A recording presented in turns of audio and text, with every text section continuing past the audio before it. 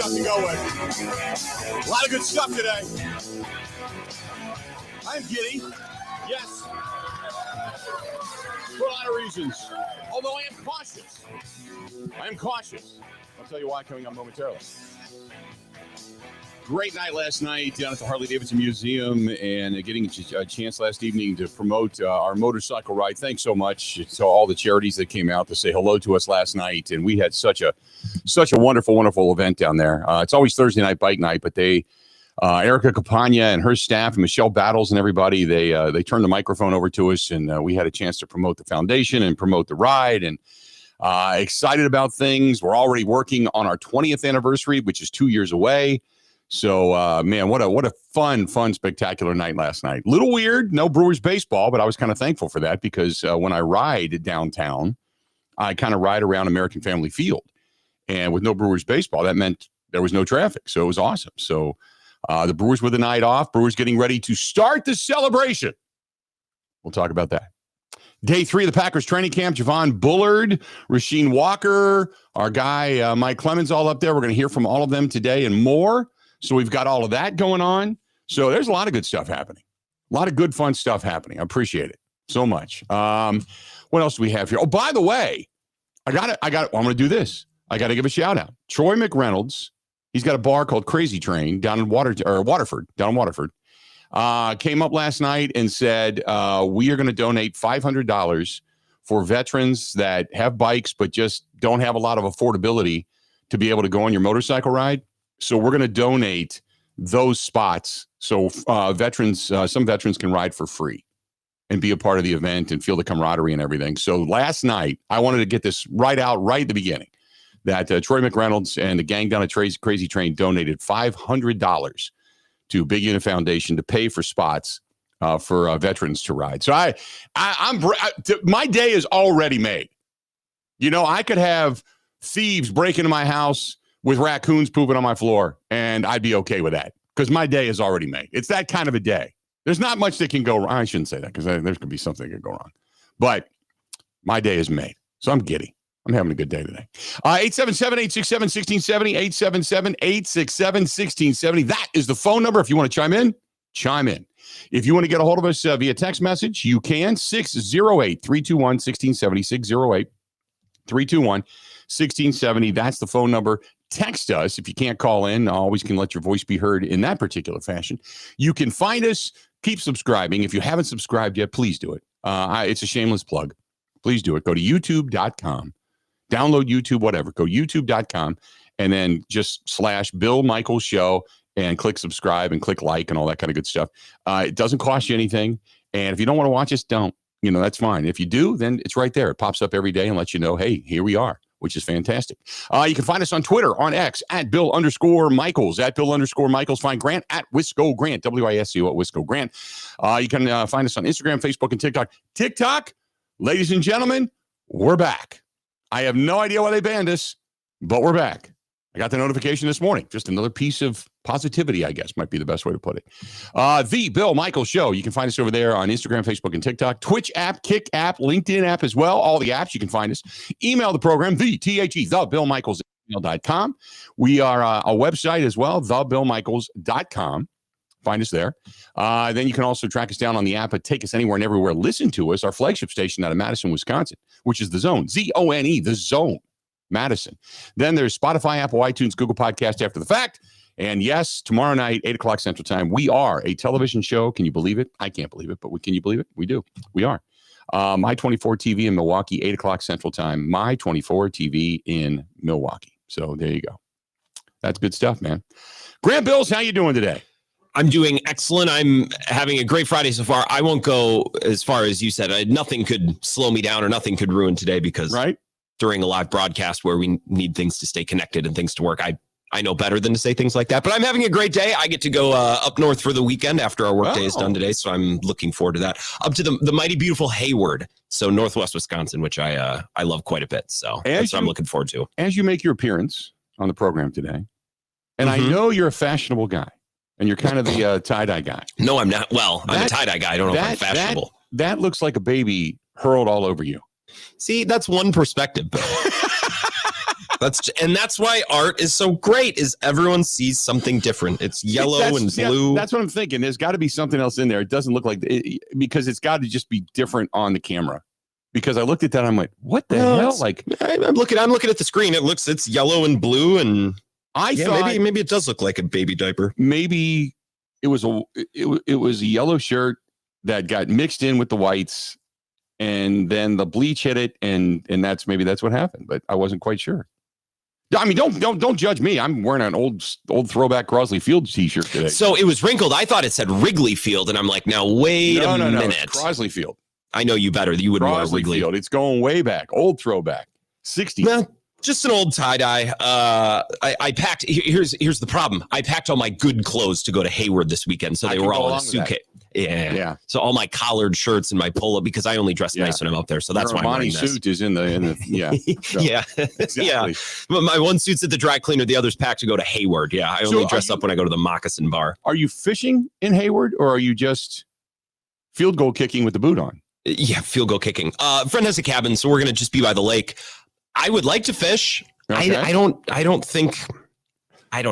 I don't know that I'm able to. Stop. Did you see Rick's comments? What did he say? Over in the live stream of the cheap seats? Baby ate apricots and blueberries.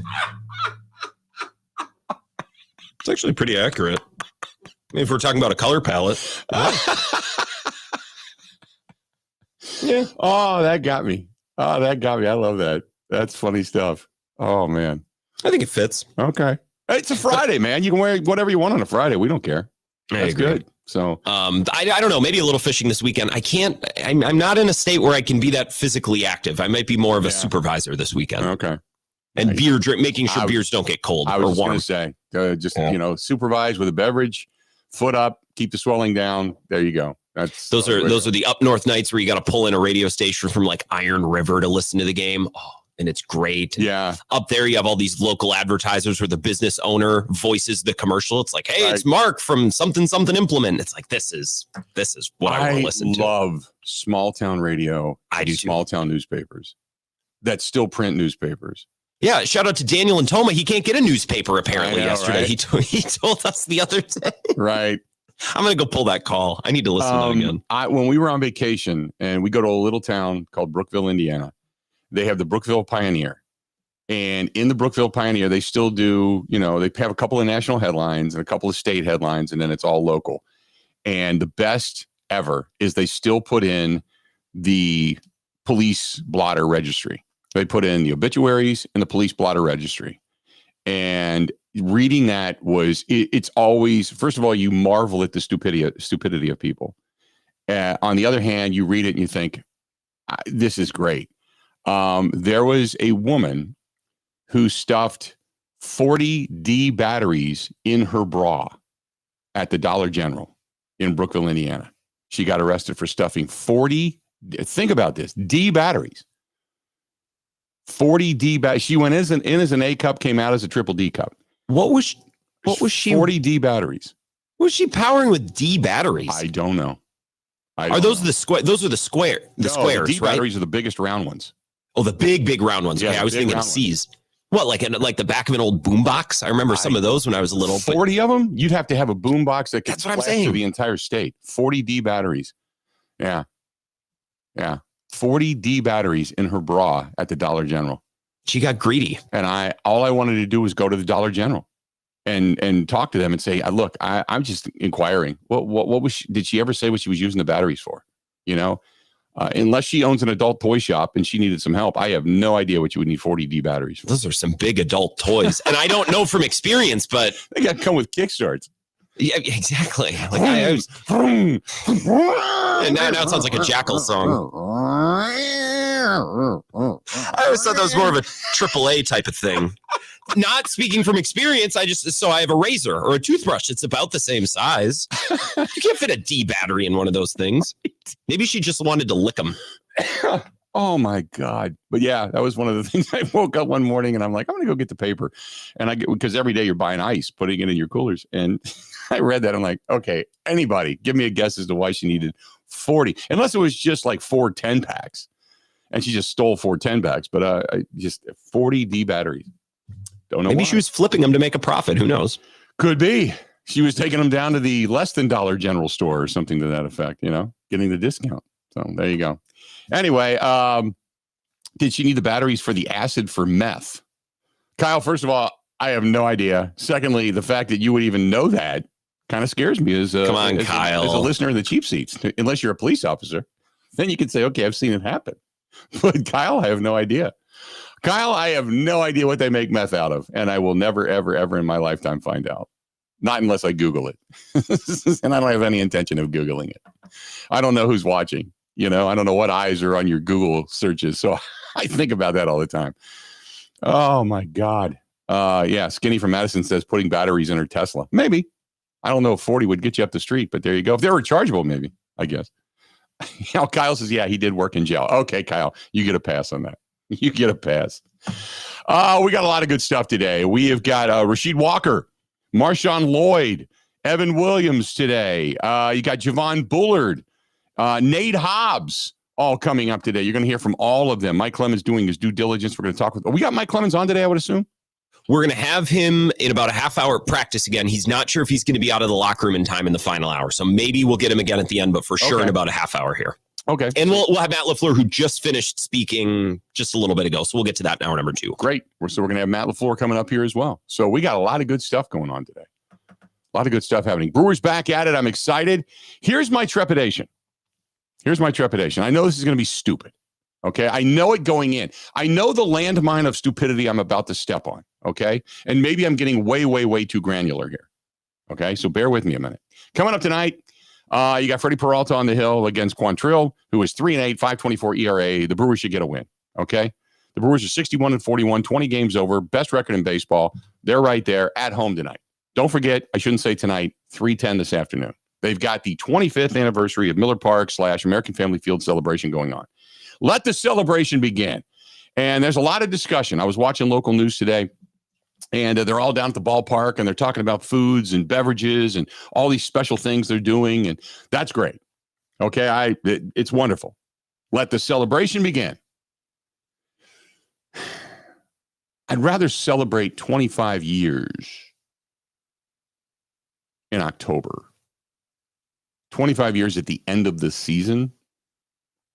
But what I'm afraid of, fans are giddy. 25 years. Ryan Braun, Prince Fielder, and any other name they're having. It's Carlos Gomez and, every other name they're going to throw out there, okay? Corey Hart. My fear is that this weekend with this whole celebration thing, you get caught up in, it's been great to have 25 years of an amazing stadium. State-of-the-art stadium, right? State-of-the-art. It has been upgraded. It is our home. It is where others from the region, whether it's Wrigley, Cincinnati down at Great American, St. Louis at the New Busch, people come down from Target Field to see the Minnesota Twins, the Chicago White Sox, Pittsburgh Pirates. I mean, you can go on and on and on. Okay, people come from all over because they know there's going to be a game. It has been an economic boom to the state of Wisconsin, the city of Milwaukee, the 5-county region. I understand all of that. Celebrate it, yes. But to me, there's been excitement there. But there hasn't been a championship. And it's not that I want to diminish the achievements of the team that finally got to the postseason or that team in 2018 that just came up a little bit short in the NLCS. I don't want to diminish that. But it's like, this is like 82 all over again to me. And I'm not knocking the 82 team. They went to the World Series. But this is like celebrating something just to say we're celebrating it. It's the reason no one touches the conference championship trophy in the NHL. We don't care. We want the Stanley Cup. So I guess my question is, I mean, this is for the fans. It's that whole summer of entertainment, and I get all that. But is this celebrating just to celebrate? I'm not feeling it. Because to me, I'm like, I don't get caught up in these kind of celebrations. I don't get caught. Yeah, it's great to acknowledge 25 years, but if you were going to acknowledge 25 years, do it at the beginning of the season. Do it on opening day. When you had the opener 25 years ago on opening day for Miller Park. Do that. But they're doing this whole hoopla thing. I don't know. It just seems like it's a great marketing tool to drive sales, to drive money. I get all of that, but as far as celebration goes, we haven't won anything. Keep the focus on this team. Keep the focus on this year. Keep the focus on this baseball team. So that's that. Is it premature to be celebrating anything at this point if you're a Brewers fan? So I think your concern is absolutely fair. To me, this reads more of like a fan appreciation day as much as it is like a crowning of the Brewers. So it's like, hey, we've been here 25 years. Let's bring back some players that everybody loves. We'll keep the ballpark open a couple extra hours, free beers. Like it's more of, this feels just as much of a fan appreciation for 25 years as is a celebration of anything the organization's actually accomplished, which is, well, they've won a lot of games in Atanasio's tenure, at least in the regular season. To your point, they haven't won anything that matters at the postseason. The franchise has never won anything. And thank you for that. I'm talking about championship. Yes. They've never won it. So I get what you're trying to do. But again, I would have done it on day one. Here's the 25th year. Here's a kickoff to the 25th year celebration of American Family Field, Miller Park. You don't want to do it at the end of the season because what you expect to be there at the postseason. But if you're not, let's say you're 7 games out, you're not even going to make the wild card, the last weekend of the series or the weekend of the season, and you're out of it. Everybody's at home either watching college football or professional baseball or NFL football. So I don't know. Because then you wouldn't have much of a crowd. And you don't want to do it in a lackluster crowd. So I don't know. It's just, to me, I guess it's contrived. It's marketing. I understand it. And anything that draws money into the organization is a good thing. I'm not knocking that. It's just, I've got all these friends of mine like, can you believe they're doing the celebration? Oh my God, and this and that. I'm like, you haven't won anything. What are you celebrating? The opening of a stadium? It's been tremendous. You want to really celebrate? Say, hey, look, this is what it's done for the economic wealth and growth of the state of Wisconsin and the city of Milwaukee and the 5-county area. Give free beers out to everybody that's coming in. I don't think you can do that, but give free beers out. Give a free hot dog out. Whatever. Okay. We've celebrated the economic growth. Great. 25 years, 25-cent hot dogs. 25 years, $2.50 beers. Whatever. But I don't know. Just me. I got a friend of mine. God love him. Bruce is just, he is the ultimate Brewers fan. He is just Brewers. Giddy. It's not that he doesn't like the Packers, because he does, but the Packers are merely to him a wintertime distraction until pitchers and catchers report. And he's buying stuff to go to the game tonight. And I love the enthusiasm. I'm like, Bruce, that's great. But what are you celebrating? Well, they opened the doors 25 years ago. And that's great. It kept the team here. Maybe you celebrate that a little bit. So we didn't lose a team. Yeah, rock on. But I don't know. Just me. It's like, if you're inside the walls of that clubhouse, don't lose focus, man, because you're kicking ass right now. Don't celebrate anything. You haven't won anything yet. I love the thought process and the criticism. My brain has not really processed this. I know that's technically what it is, but this is like, let's do a home run derby and give people cheap beers for a day. Maybe my simple brain hasn't thought about it any more than that. And you obviously have done some deeper consideration of this. Just because I get people that, I was down at the Harley Davidson Museum last night, as I had mentioned, and there was a guy that was standing there talking to me, and he's like, man, how about those Brewers? I'm going tomorrow night, and I'm looking forward to it. And he was buying a Harley Davidson baseball jersey down there. And he's like, I'm wearing this, man. I ride. I'll be seeing the ride. I'm loving it. I'm loving the enthusiasm. And he's like, man, this is great. We're celebrating. And I literally asked him, I said, what are you celebrating? 25 years, man. 25 years. Of what? And then he looked at me and he went, like I just punched him in the face. And he went, of the stadium. Okay. And then I looked at him and I went, kept baseball here. Great. But it's like I kicked him right in a beanbag. It's just completely deflated him. Because I was asking him, what are you celebrating? Getting to the playoffs? The CC trade? 2018, where ultimately they had a really good team and they failed? Because this team got completely shut down by Dodger pitching and they couldn't hit? What are you celebrating? That was all. And again, I'm not being a big bucket of cold water, but I don't want celebrations around this team yet. This team has more to accomplish. That's my perspective on this. Anyway, all right, let's do this. We'll take a quick break. We'll come back. A lot more of the Bill Michaels Show. I'm sorry to be the big bucket of cold water on your parade today. I really am. I don't mean to be, but I try to keep things in perspective, Stay tuned. More coming up right after this. This is the Bill Michaels Show on the Wisconsin Sports Zone Radio Network. or windows with the strongest resilience, you need the Pella experience. The biggest thing for us in the Experience Center was the collaboration with the team. We were able to come in and sit down and go over a bunch of different options. And it wasn't just us dictating what we wanted. They asked us things we didn't even know or think about, from colors to hardware. And because of that, we were able to get the best possible look for our home. Hi, I'm Gina Della from Pella. Just like Jim and Haley, you too can see, feel, open, close, and compare dozens of window and door options from 7 different Pella lines, side by side, at our Pella Experience Center in Brookfield. And today is a great day to stop by because right now you can get 0% interest for up to 5 years. The Pella Experience Center is on Blue Mountain Road, kitty corner to delicious cups. With a range of affordable options and products assembled in the USA, get the look you want at a price you can afford. Visit PellaWI.com today. Certain restrictions apply in 7/31/2025.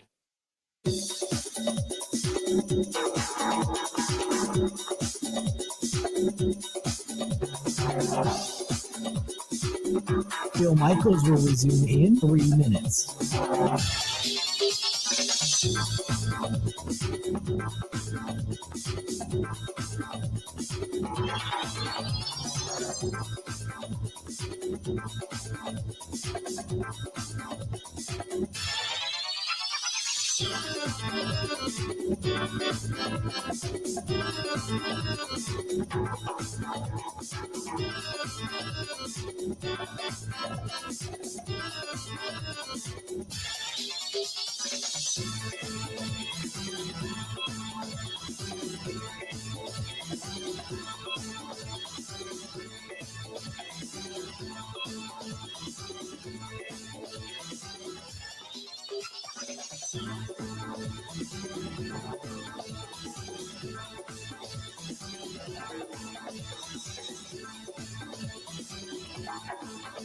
Bill Michaels will resume in 2 minutes.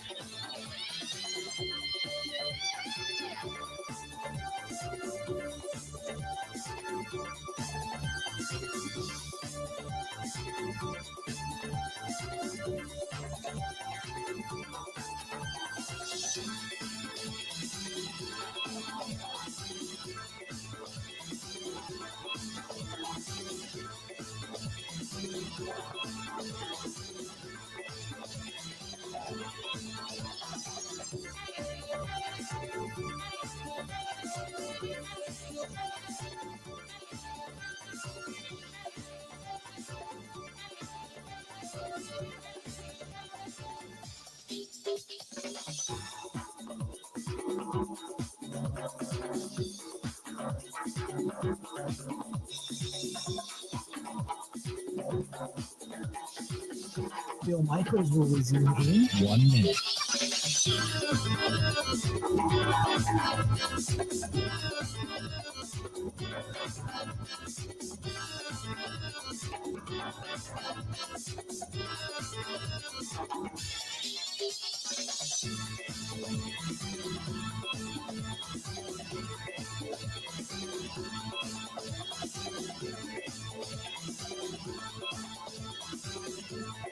Bill Michaels will resume in 30 seconds.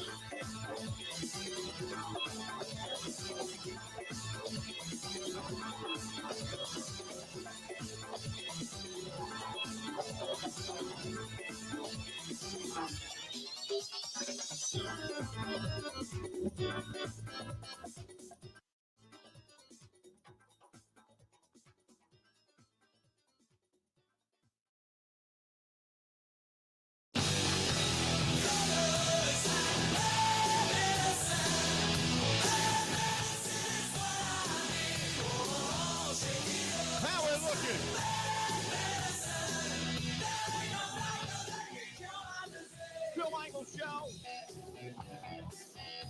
Good stuff. Good stuff. Fired up today. I got an email, which on one hand I get, and on the other hand is the absolute positive confirmation of everything I just said. And I'll read it for you coming up here momentarily. So stay tuned. Stay tuned. Hey, by the way, congratulations. Week 7 of the Mountain Dew Quick Climb. Eric from Stillwater, Minnesota, which he's in Minnesota. We're going to forgive him a little bit for that. But from our friends at Quick Trip, who do have stores over there, he won $35,000 in the Quick Trip Quick Climb with Mountain Dew. I just saw that posted yesterday. He won that, man. So good stuff. Good stuff. He got a chance to do the Mountain Dew Quick Climb, use his Quick Rewards card, won $35,000 yesterday. Keep doing it all the way through the middle of August. That's our friends over there at Quick Trip. Always got something good going on. Whether it's the bread, the milk, the eggs, the butter, or you're going in for some of the quick rewards that they have, that's our friends over there at Quick Trip. So good stuff, and thank God they're right here in our own backyard. Okay, here we go. Grant, tell me what you think of this before I make my comments after the fact. I'm listening. Boy unit, talk about a nut kick. I'm going to the game this afternoon. I'm taking off work, and I am proudly wearing my CC jersey. I'm celebrating the fact that this team is still here, the fact that this team is competitive, the fact that we have one of the best baseball parks in all of baseball, and my love for the game.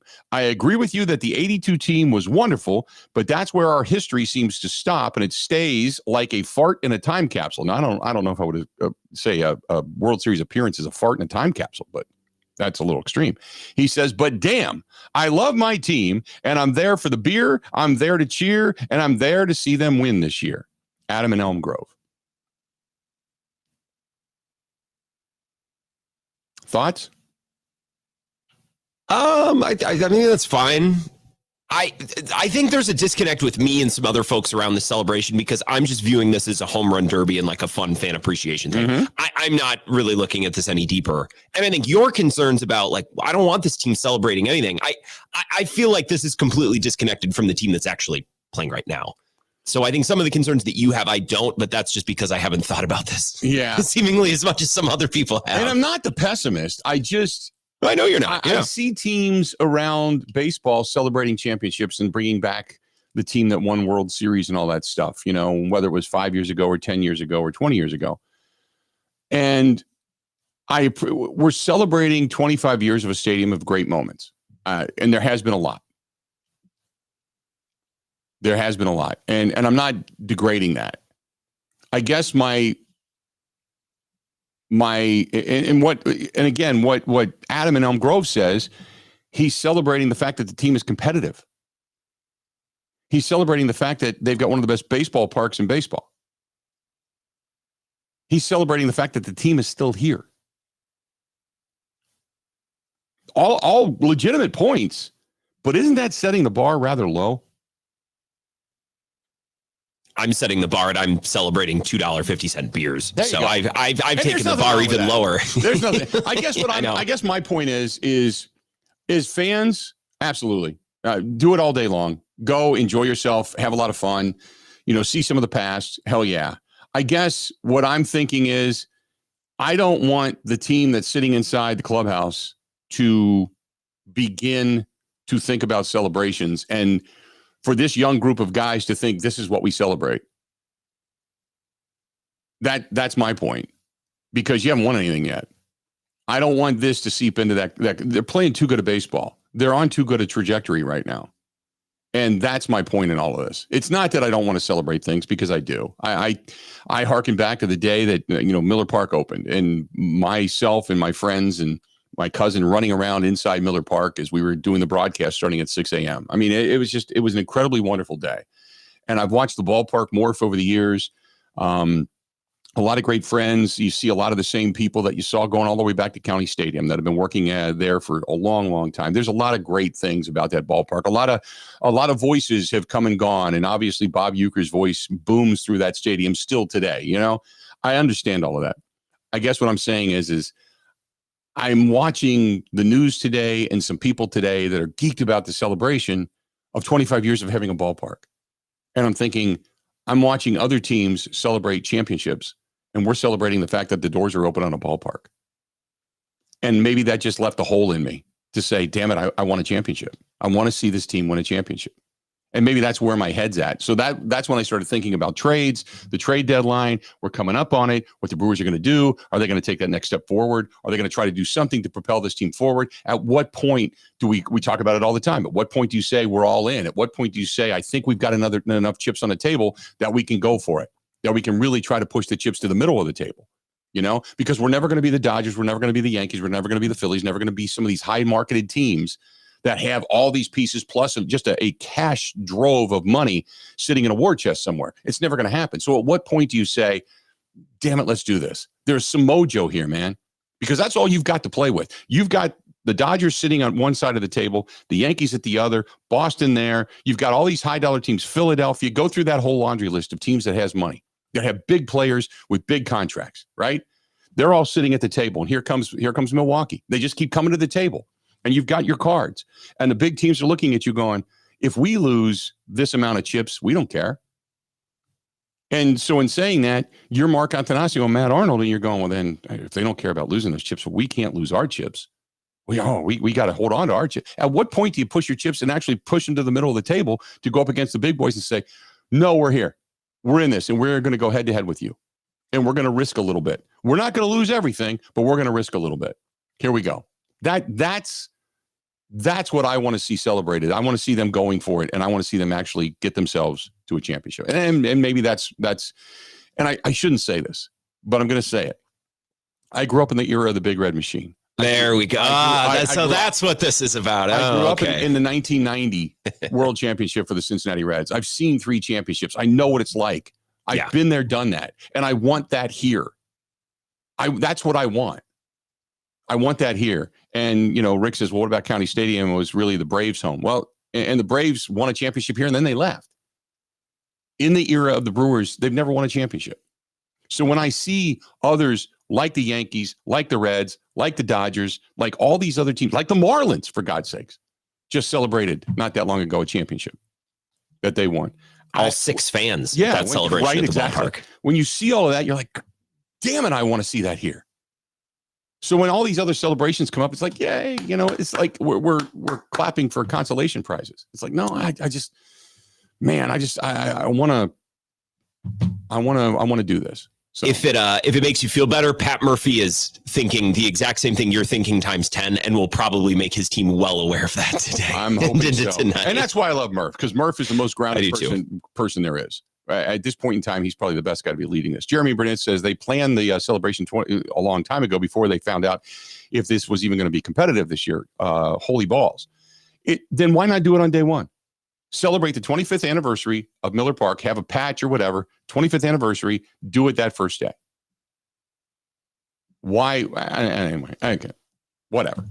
That's my point, is I want to see a championship here. And all the other mini celebrations, all the other, quote, summertime entertainment, I don't give 2 damns about. I want to see this team win a championship. Period. End of story. That's it. More of the Bill Michaels Show coming up next. Covering Wisconsin sports like a blanket. This is the Bill Michaels Show on the Wisconsin Sports Zone Radio Network. Get the Road America app. You can watch and listen live. Get real-time updates on the races, driver interviews, sponsor details, and so much more. Go to roadamerica.com.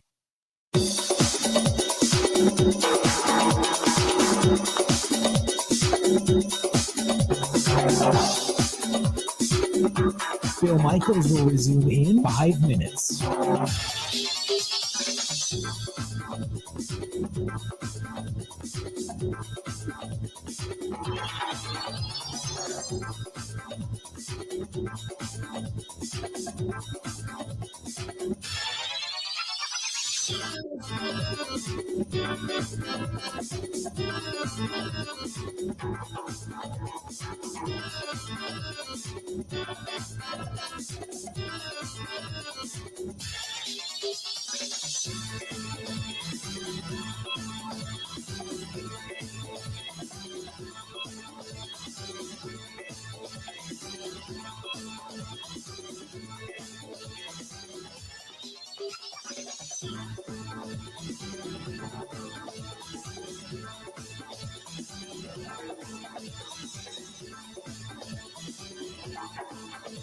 Bill Michaels will resume in minutes.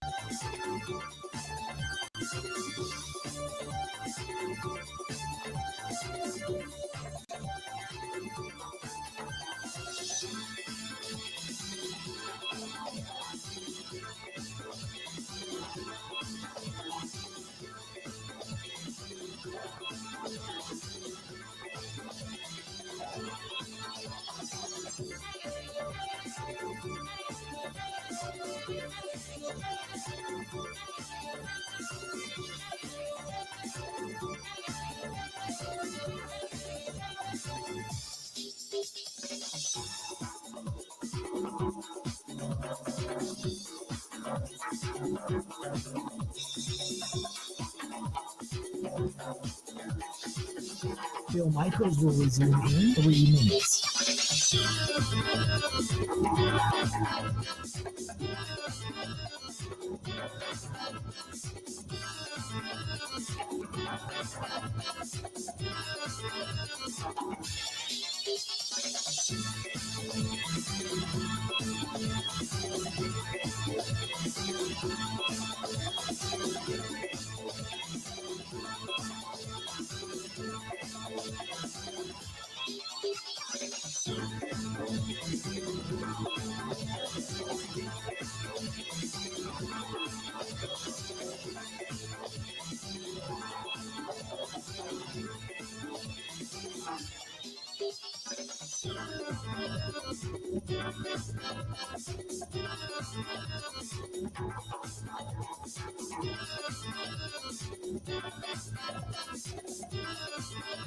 Bill Michaels will resume in 2 minutes.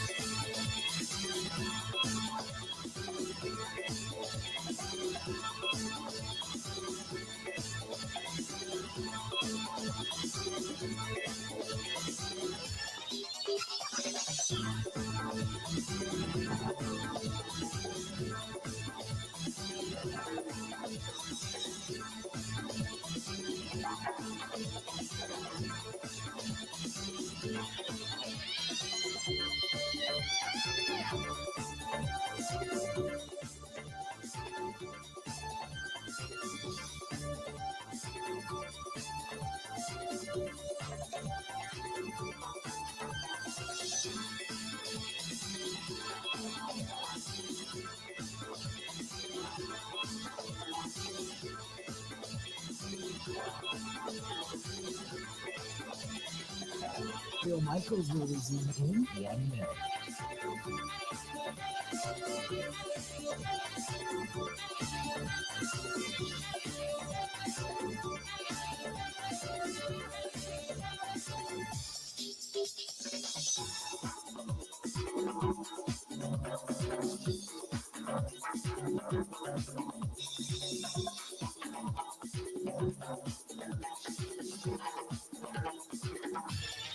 Bill Michaels will resume in 30 seconds.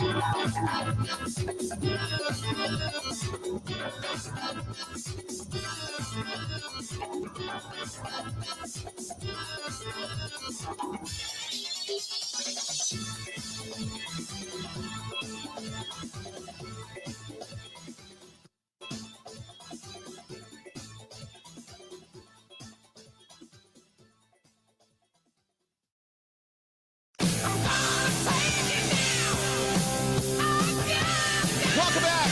Oh, I got an email from Jesse in Green Bay. He might have convinced. He might have changed my mind. We'll get to that coming up here in a little bit. But in the meantime, we go north, baby. We go north. We go live to Packers training camp. Our guy Mike Clemens hanging out with us. Michael, what's going on, pal? Well, you know, you could tease, but I kind of want to hear what Jesse says because, I mean, are you okay, Bill? Did like rough night's sleep in, a little grump on the grumpy side? I had a great night. I mean, the Brewers are probably going to draw 42,000 to this thing tonight, and you're like, I don't get the party. But, you know, you brought up some extremely interesting points. Do you want to talk about what that listener had to say about this? Because I got some thoughts for you. Here's the email, real quick, and it's a little bit lengthy, but hang on a second. This is from Jesse. He says, first of all, thank God you're on all 4 hours in Green Bay. We love it. Secondly, I'm with you. I want to see a championship more than anyone. My dad and I would drive down to County Stadium on weekends because we just both love baseball. I live and die Brewers in a town dominated by the Packers. However, this is what it is. We don't have a championship. And think of it this way. This is a mid-season pep rally for the fans who are stoked that this team is a bunch of misfits and have the best record in baseball, and they're playing baseball the way it's supposed to be played. This is the fan base. This is the fan base's shot of additional adrenaline. And if I'm Murph, I tell my guys, Look at those guys out there. They laid the groundwork for you. Now, do you want to be celebrated in 25 years for a stadium like they are, or would you rather be walking out here on this field being celebrated as champions? Go get them, Murph. This is why we love to listen to you, Unit. You keep us thinking. Love the show, Jesse in Green Bay. I think he convinced me. First of all, well, and I always remind myself, I don't work for radio corporations or media operations or stuff. I work for fans. Yeah. I'm working for fans. And you kind of need to remind the players and these teams and these organizations and these owners too. So, I walk into some of these ballparks, and frankly, like Five-Star Forum too, you're at a Bucks game, and the music is getting to be so loud, and the announcing, and then the dancers during timeouts and everything. It's like, I came here for a basketball game, right. Not for a variety show, but there's so much competition for entertainment every single day between streaming and yada, yada, yada. There's and we know that the promotions for sports kind of started out back in the minor leagues years ago, and they still come up with fun, creative things to do. And it's leaked into the major leagues. So get to the Brewers right now. And, if you're the promotion staff of a team, you've got to put some stuff in front of Mr. Antanasio and say, okay, what are some things we're going to do besides the game itself that's going to get those turnstiles turning? And, this is an organization that has Star Wars night. What the hell is that got to do with balls and strikes? But it goes to a certain group of people, and they bring them in, and it's a fun promotion, and they put pictures up on the scoreboard and all that. I mean, sometimes the scoreboard has got some really entertaining stuff that's going on right now. Right. And I think that American Family Field, former Miller Park, is a special place. Every time I go to work and cover a game, I appreciate Bud Selig holding out to get the retractable roof every single time, especially like the weather we've had this week, on and off. And next thing you know, there's tornado warnings and stuff.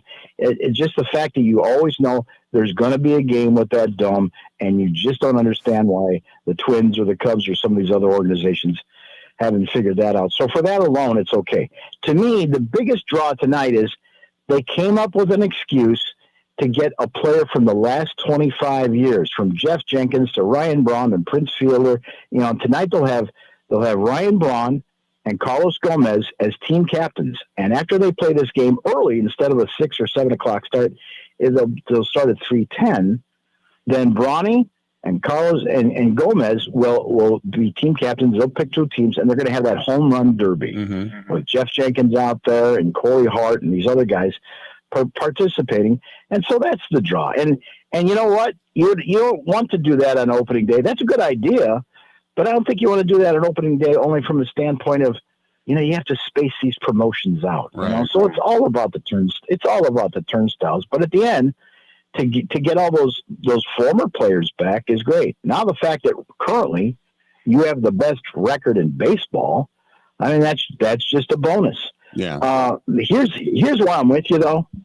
Doesn't it drive you nuts that every time the Brewers do manage to win the division, it's the champagne thing? I mean, how stupid is that?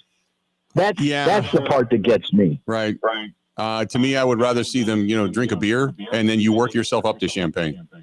Start out with maybe seltzer water or something.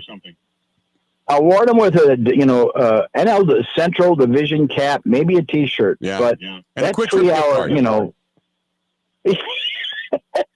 yeah.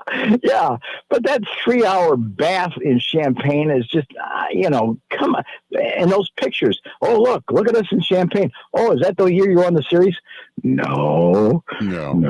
That's the part. I would love it if Pat Murphy said, "There's no champagne. We will crack open the champagne after we win Game 6 or Game 7 of the World Series." They're sponsored by Carbliss. Fire Carbliss at each other. Spray that everywhere, and you work up the champagne. That's what I would do. Near beer. Right. Exactly. So, Mike, what is happening today in Packerland? Busy day. You kind of wish these teams had worked this stuff out, but because otherwise I'd probably be down there covering that Brewers game after practice today. But practice starts at 10:30. But I've been telling you, the team is inside the Hudson Center still, and they'll come out maybe about 10:55. And besides maybe walking through some new plays or stuff they don't want to show the world, it's also their warm-up period. I mean, it's like longer stretching, getting in conditioning and stuff. And so they'd rather do that inside the Hudson Center than once they come running out the door. And today it's packed. Today, the crowds have been kind of down a little bit so far this week with the kids with their bikes and the fans in the stands watching the first 3 practices in no pads. And I think part of that's just got to do with the hot, humid weather. Right. But they're here today. The parking lot's full because then at 3:00 is the shareholders meeting, and Mark Murphy delivers his final financial report on what happened in his final year after 17 years as Packers president and CEO. And then, the ceremonial handoff to Ed Policy takes over. So there's that going on. Some news that I've got is, yesterday toward the end of practice, you looked up and you couldn't find Aaron Banks out there. So we talked to LaFleur a little bit earlier this hour.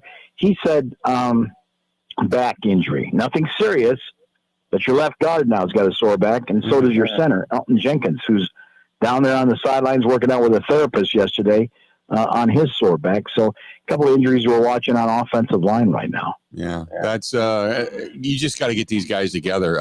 At what point do we think we're going to see any movement with the Elton Jenkins thing? I've been told to go check in with the PR director here. And when I get off the phone with you, unless someone's already gotten that information and tweeted it out or something, we might have an update on that. But that's all I know in that situation. Anything interesting? Because we're going to play some of the Rasheed Walker stuff and Javon Bullard and all the different stuff that you sent us from yesterday. What intrigued you when you were talking to some of the guys in the locker room yesterday? Sean Ryan is playing center. Okay. Right. And they put him in there early. He hasn't played a lot of center. And yesterday I saw him up against 97, Kenny Clark. And even though it's just helmets and shorts, they're going 100%. They're going fast. And so the whole offensive line is supposed to shift to the left, push to the left. And Kenny Clark wasn't having anything with him. And if he pushed him a little bit harder, he would have beat Sean Ryan and thrown him on his back. So Mike, what is Sean Ryan playing center mean for Jacob Monk, who was supposedly that 5th round draft choice last year, was supposed to be the backup? That we really want to see Jordan Morgan in a right guard as the next guy, as the 6th man. Right. That's what it says. Our 6th man is our 1st round pick from last year. Right. We need to see what this kid's got after spending most of last season with the shoulder injury. So that's what that means. Obviously Zach Tom ain't moving from right tackle after the deal that he just signed. Rasheed Walker, who I think is now the first guy on the line, is the left tackle, right? Right. So, it's his job to lose over there, but that's the way that's playing out. Here's the good news. And then someone asked me, hey, how's Rashawn Gary look? I said, I'll start talking about defense when they put the pads on. But yesterday, Jordan Love, first team offense, 22 lines up wide right. It's Matthew Golden, your 1st round pick at wide receiver. And they brought him in just a little slant route over the middle, about 7 yards. He's on the right hash, looks up. Jordan Love hits him. He grabs the ball. He turns upfield, and now he's got a corner, a nickel, and a safety on him, including Evan Williams. He jukes one little juke move, and then he explodes up the middle of the field. And you're like, oh my God. Wow. Bill, all they got to do is complete a short, high percentage pass to Matthew Golden, and he gone. And they did that. Once they did it once, they brought it back a couple of more times. Be looking for that. Hey, Mike, real quick, when you talk about Matthew Golden, in comparison, stature-wise, body-wise, physicality-wise, is he a different caricature than what Christian Watson is? Because we don't know Christian Watson has speed, but if you hit him, but what I saw out of Matthew Golden in the workouts, this guy's a muscular cat. He's not a tall, lanky, non-physical dude. No. Now, Christian, because of his height and speed, just seems to be more imposing, more intimidating, and he keeps on doing a nice job of building up that upper body as well. No, I'll tell you what, it's like McCall Hart and Matthew Golden. They're not very big dudes. They're not even as big as as Greg Jennings was. Right. And now I'll be looking to see the maturity, the technique, the consistency in Matthew Golden in bringing in the football and catching. I mean, I'll be watching some of the more drills for that this week before we get into the pads. But yeah, it's just speed and explosiveness is the first thing that just jumps off the page on Matthew Golden so far. Mike, great stuff as always, and we'll talk again next week, okay? Okay, talk to you later, Bill. Thanks. Appreciate it, pal. There you go. Mike Clemens joining us on the Schneider Orange Hotline. Schneider Big Orange Hotline back again this year. Always great to have him on board. If you're looking for a driving job, if you're looking for a new job, or if you're looking to move to a great company, Schneider's got it for you. Go to schneiderjobs.com. That is schneiderjobs.com, or call them direct. 844-PRIDE. Go to schneiderjobs.com. Put in your zip code. They'll find you something near you. They'll even train you. Or just call them. 844-PRIDE. That's 844-PRIDE. Mike Clemens live in Green Bay. More of the Bill Michael Show next. Covering Wisconsin sports like a blanket. This is the Bill Michael Show on the Wisconsin Sports Zone Radio Network. The open road is calling, and the ride begins at Potawatomi Casino Hotel, Milwaukee. This July, you can burn rubber on a custom Harley-Davidson in the Fire Up Your Fantasy motorcycle giveaway. Play with your rewards card all July for entries. Thursday drawings for extra cash and reward play. Fire Up Your Fantasy, only at Potawatomi. More info online. Must be 21 and a rewards member to play.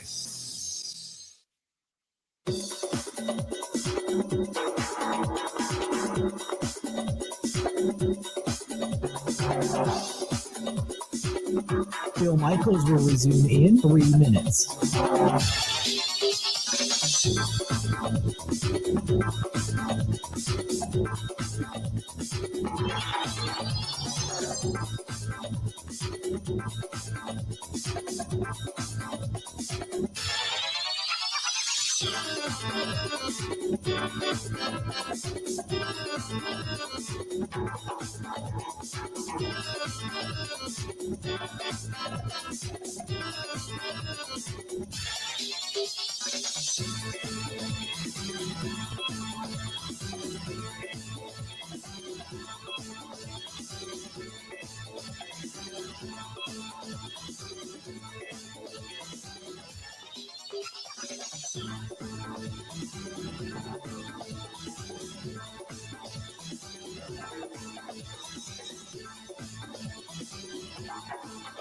Bill Michaels will resume in 2 minutes.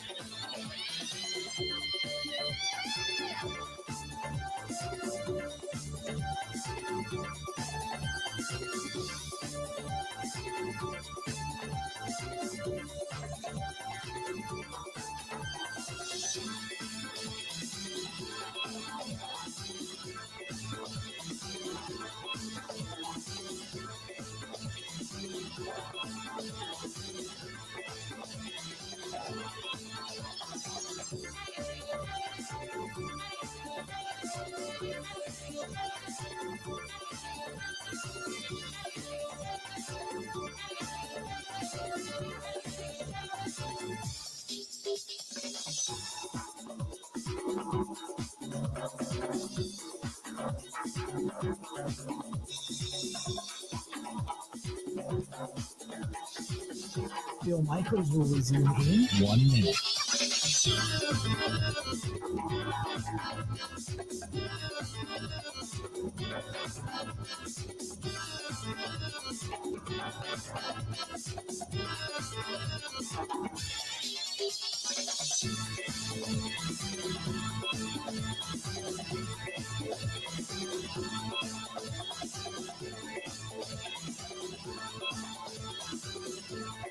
Bill Michaels will resume in 30 seconds.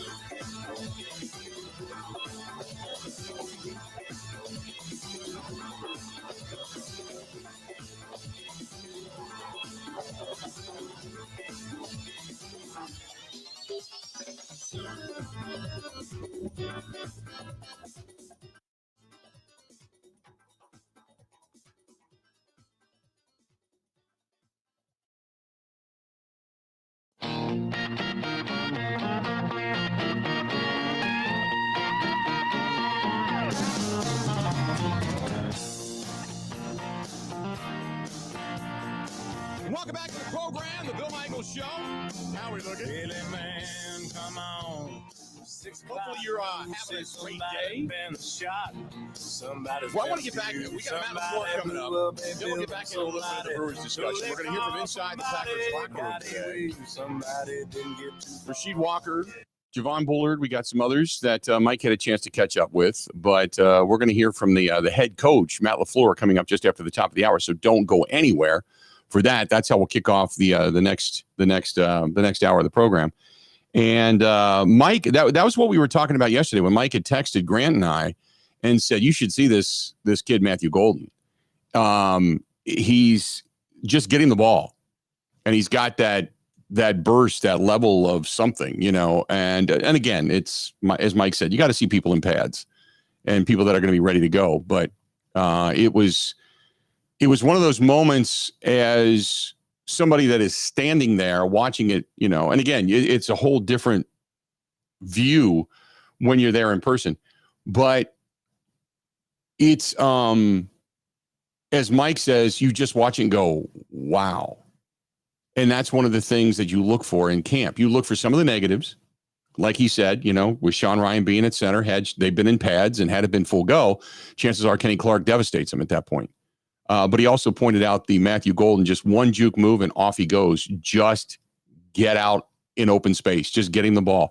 And that's one of the things that, back in the day when you had Jordy and Greg and James and Donald and Jermichael, and it was just like, just get them the ball. Just get them the ball and let them do their thing, because that's what they're good at. So hopefully they've built a little bit of a bevy of pretty good wide receivers and weapons in Tucker Kraft and Luke Musgrave and obviously Josh Jacobs and company, Marshawn Lloyd in the backfield, plus the wide receivers that they have. Hopefully they've got a bevy of guys that just get them the ball. Just get them. I remember saying that on MVS and Christian Watson. It's like, just because they're fast doesn't mean they only need to run deep routes. Right. But I also think Matthew Golden's a little bit more of a complete player. So I like that take from Mike, and I hope we continue that way with him and they use him that way. Real quick, we got 1 hour down. We got 3 more yet to go. Don't go anywhere. A lot more of the Bill Michaels Show coming up after this.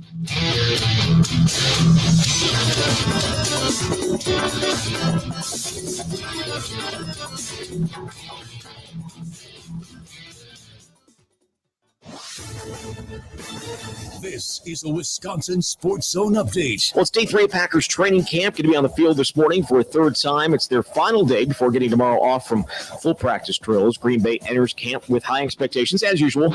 Though they play in what many think to be the toughest division in football there in the NFC North. The standard is regular season success, but quarterback Jordan Love wants more than that in his third year as a starter. Obviously, build upon that once you get to that postseason. That's the games that matter. So for us to take that next step, it's all about the work we're putting in every day, but I think just consistency. We've had a lot of games where we've had some high moments, we've had some low moments. So just trying to be as smooth as possible, as consistent as possible, and keep building, as the season goes on, and be at our best when that postseason rolls around. Again, Love of the Packers practicing today, though several players remain out. That includes lineman Elton Jenkins. He has not practiced at all this offseason, dealing with the Packers are calling a back injury. His status day-to-day. He's also reportedly looking for an upgraded contract as he makes his move from guard to center. Turning to Wisconsin, about time to head down to fall camp in Platteville for them. Team will hold its media day on Monday and then leave. It's where they'll take part in their first practice on Tuesday. The team is going to be down there for about 2 weeks. Rural Mutual Insurance, keeping Wisconsin strong. All business owners want the same thing, to make their business succeed. At Rural Mutual, they help that happen. As the third largest writer of commercial business in Wisconsin, they take the time to learn your business so they can properly protect you. Call your local agent today or visit ruralmutual.com. Rural Mutual Insurance, keeping Wisconsin strong. Well, after a 6-game road trip to open the second half of the season, the first-place Brewers back home this afternoon faced the Marlins. Milwaukee has won 12 of the last 13 games, set a game up on the Cubs in the Central. With this Wisconsin Sports Zone Network update, I'm Zach Heil.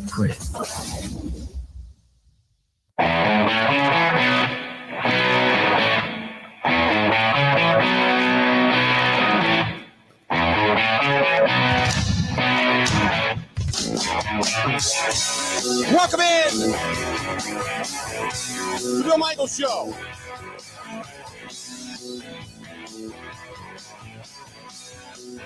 I'm glad you are with us.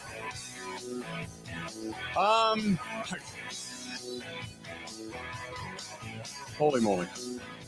I apologize. I had just flipped over here at the top of the hour for everybody on the network. Flipped over here at the top of the hour to the 4-letter network, to a Sports Center, just to see, because I always check for headlines. And they have got, I don't know who the anchor is, but they're doing the 50 cities in 50 days or 50 states in 50 days. So they're obviously in Green Bay. And whoever the woman is that I think is one of the anchors, she is wearing a very high cut up the middle white skirt. And attractive woman. I don't know who she is, but she decided that it's a good thing to jump on a bike and ride the bike like all the players do over to practice. Now, this is something that was clearly taped earlier because that portion of the day is done. And when she jumped on the bike, there was nothing left of the imagination. Just thought I'd throw it out there. Completely distracted me here in the studio. You don't happen to be watching SportsCenter by any chance, do you there, Grant? No, but now I think I might need to. I feel like I'm missing something. I don't know how either her camera person or a producer or somebody, because this was taped, how they put it, unless they edit this, you could see everything. And I get it, man. You want to be a part of that celebration. You want to be a part of that tradition. That's part of what Packers training camp is, man, is the players coming out and jumping on a bike and the kids being involved and all that. But and I love her enthusiasm. She jumped on a bike, but somebody should have said, hey, you're wearing a skirt. It's cut right up the middle and it's about an inch below the naughty region. And now you're jumping on a bike. Just thought I'd throw it out there. So, yeah. I'm not getting on a bike on camera on anything. Like political candidates do this. There's too much potential for something to go wrong. Tip over, crash into something. I'm not doing a bike in front of people. Lamar Jackson almost tipped over last year. Remember that? Right. And he's like one of the best athletes in the world. Yeah. She is with Ryan Clark on set there right now. I would assume this is live outside of Packers training camp. Because they're throwing it to them, and she's now, and you can see who I'm talking about. I don't know what her name is, but yeah, she jumped on the bike, and Shay Cornett. They just put her name up, Shay Cornett. Yeah, she jumped on the bike and it was like, "Hi, Shay, how are we looking?" So nice. I need one. It's a Friday, man. It's like, oh my goodness. So anyway, I would clearly say that she identifies as a woman. It's a nice drop in. Thank you. Oh, yeah. But I'll tell you this, if I'm a parent and my kid's out there with his bike and he's like, hey, what do you want to use my bike? And he's running along and turns around and looks back at her. He's like, Mom, is that where I came from? So little Timmy's not so interested in riding bikes anymore. No, little Timmy gives no two damns about football. He grew up that day. Timmy got a show. Uh-huh. Yeah, Timmy's running over going, hey, Mom, I need singles, So anyway. I don't want to collect baseball cards anymore. I'm on to the next thing. Oh, man. I just can't believe that that they didn't cut that out. They're like, yeah, we can't put that on. Yeah. Well, you saw Shane Gillis' routine at the ESPYs. ESPN's no holds bar now. Right. Who cares? Yeah, that's true. Welcome into the program for all of you all throughout the great state of Wisconsin on the network and well beyond as well. From all of you listening to WDUZ, probably running at home at this point in time to flip on whatever the rebroadcast of ESPN is. But did we DVR Sports Center? Right? That's exactly right. We got to run it back. Do we have sumo? We need it. Run it back. But there you go. So welcome to everybody on the network. Oh, goodness gracious to me. If you want to call in, 877-867-1670, 877-867-1670. You can text us 608-321-1670, 608-321-1670. You can hit us up over on YouTube. Go to youtube.com/Bill Michaels Show, youtube.com/Bill Michaels Show. You can follow us on Twitter on X at Bill_Michaels, at Bill_Michaels, at Wisco Grant, WISCO at Wisco Grant. You can also find us on Instagram, Facebook, and TikTok. Under the Bill Michaels Show, the Twitch app, the Kick app, the LinkedIn app as well. TheBillMichaels@gmail.com is the website.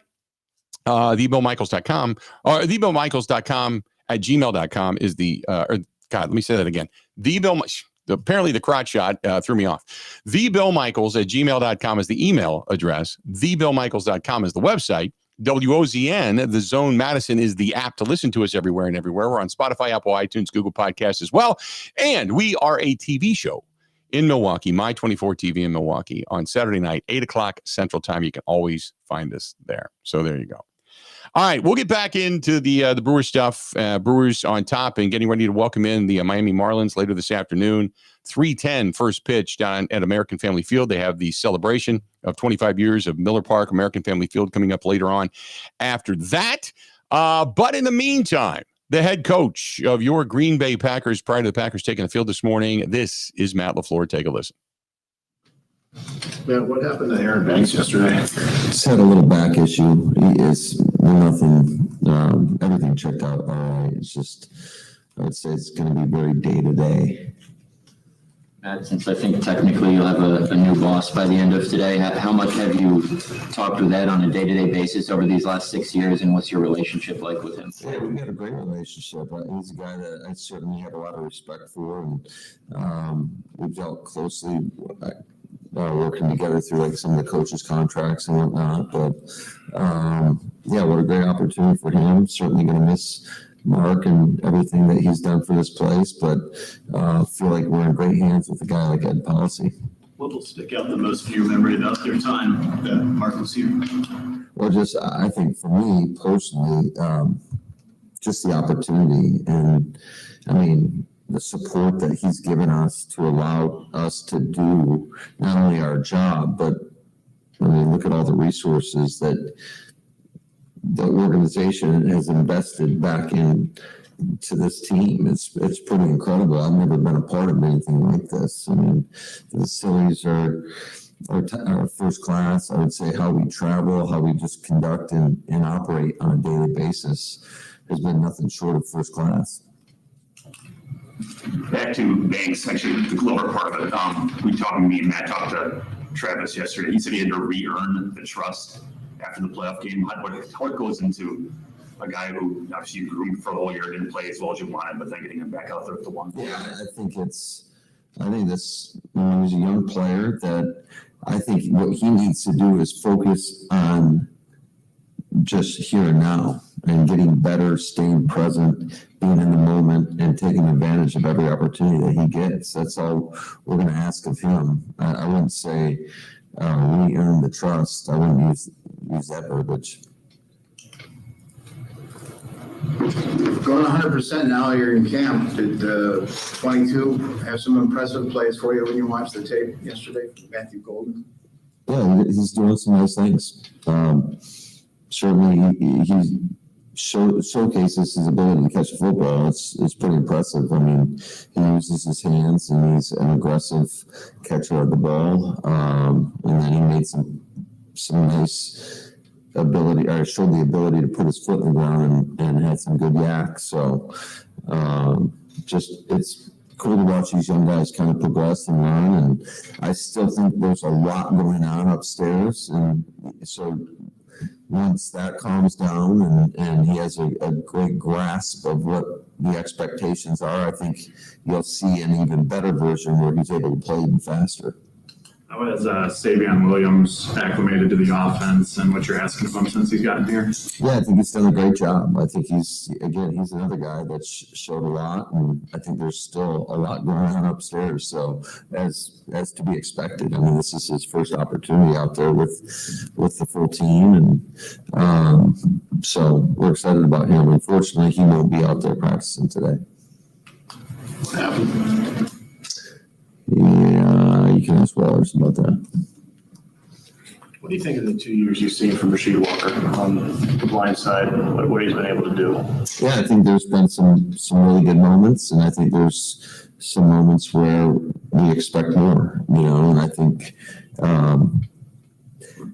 he's certainly capable, and he's shown the capabilities, and I think that's why we have high expectations for him. He's got everything that you'd ever want, and in a tackle, whether it's left tackle, right tackle, he's got the size, the athleticism. He's not afraid of hard work. He's put in, he looks great. I think for him, it's just the consistency to do it down in and down out. And not only that, but at an elite level, which I think he's fully capable of doing. You said his body looks a little different this year. I'm just wondering, with all the time he missed last year, how much has he grown just in terms of? Well, we'll find out once we get pads on. That's the thing, and I know you guys like to, make decisions quickly, but we don't have pads on. So I think we'll see that when we get pads on. I asked Jordan this the other day, Jordan Love. So in your division, a lot of change. Vikings with a new quarterback, the Lions with 2 new coordinators, a new coaching staff in Chicago. Your staff is back. Your core players are back.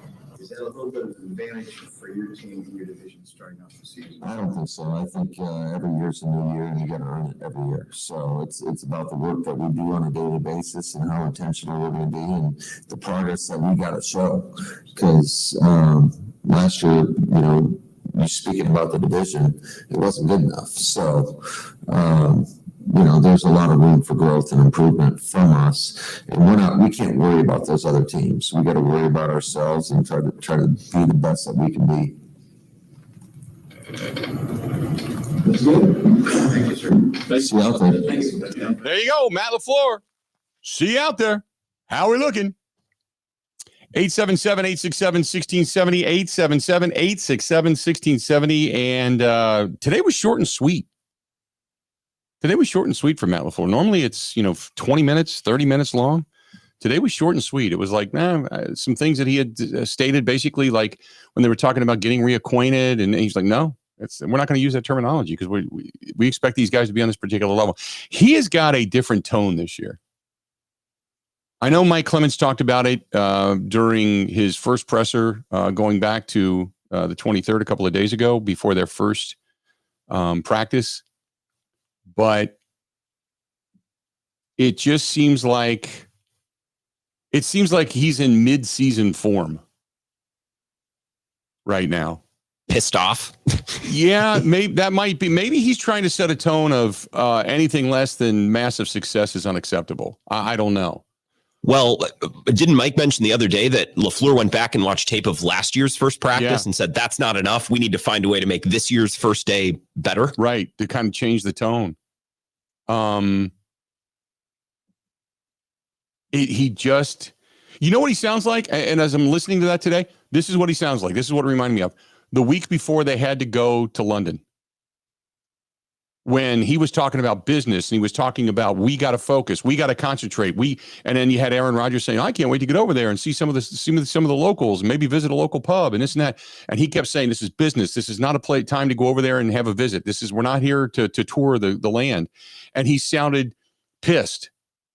That's what he sounds like right now.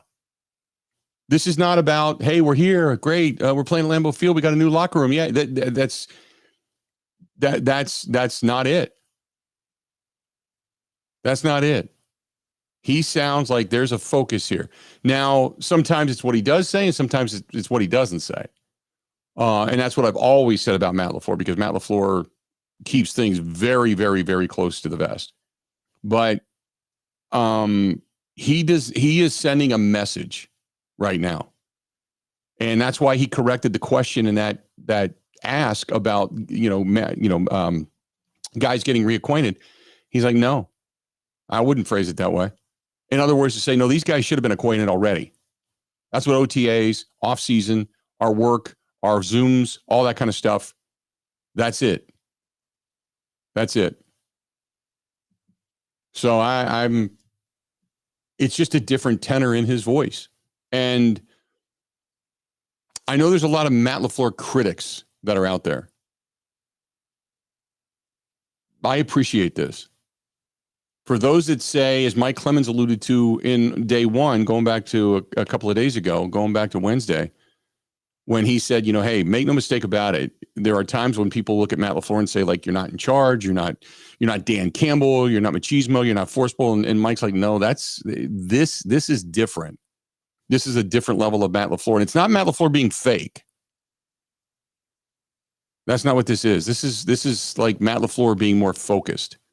And maybe there's obviously, with not getting a contract extension, him or Gutekunst or Russ Ball and their new boss, as they put it, saying, hey, I want to see how things pan out. because maybe there's a different level of anxiety or pressure there, obviously. But also, like, this is your year of expectation. Your quarterback is jumping into his third year. We've given you a first-round draft choice as a wideout. We have stockpiled a lot of offensive weapons on this team. We continue to kind of go out and find some defensive weapons to put. Now, the only area I think that they can be maybe lacking in a little bit, other than you could probably use one more really quality guy in the secondary, is probably your edge rusher. But we'll have to wait and see how Sorrell pans out. Maybe he's going to be a guy that's going to push a guy like Lucas Van Ness or somebody on the outside. But it's like, no, we've gotten everything together. We believe that this is a really good team. Now the pressure's on the coaching staff to get this thing to the next level. So maybe that's what it is. Maybe he feels like, hey, the engine's ready to roar. I don't know, but there's just a different tenor to him this year. And it's, to me, I like it right now. So we'll see. We'll see what actually ends up happening. This portion of the program brought to you by our friends over there at Skipper Buds. You got the boating season. It's going on right now, and you still got plenty of time all the way through September to enjoy the lakes and the rivers and all that kind of good stuff in the state of Wisconsin, and fishing and everything else that goes along with it. Check out our friends at Skipper Buds. Todd and the gang over there still making great deals, and they still got a lot of inventory, used and new. By the way, a lot of inventory over there at Skipper Buds, specifically the one that I pass every day in Pewaukee. Whether it's boat sales, service, and storage, they have something for everybody, and even accessories for the nautical person in your life. Stop over and say hi to Todd. Todd's the GM over there. Ask for Todd. And go over and just take a look around. I guarantee if you're any kind of nautical person at all, you're going to start, tongue is out, drooling a little bit over some of the boats that they have. Go to skipperbuds.com or just check them out, 262-544-1200. Call them direct. Ask for Todd, 262-544-1200. Again, 262-544-1200. Ready? This is the Bill Michaels Show on the Wisconsin Sports Zone Radio Network. For windows with the strongest resilience, you need the Pella Experience. The biggest thing for us in the Experience Center was the collaboration with the team. We were able to come in and sit down and go over a bunch of different options. And it wasn't just us dictating what we wanted. They asked us things we didn't even know or think about, from colors to hardware. And because of that, we were able to get the best possible look for our home. Hi, I'm Gina Della from Pella.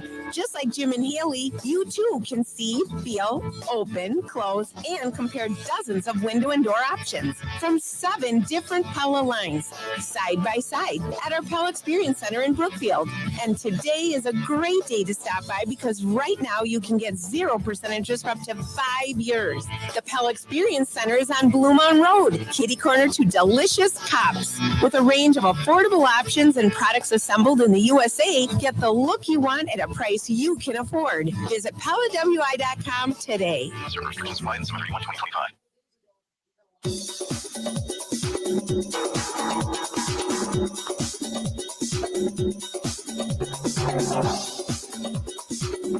Bill Michaels will resume in 3 minutes.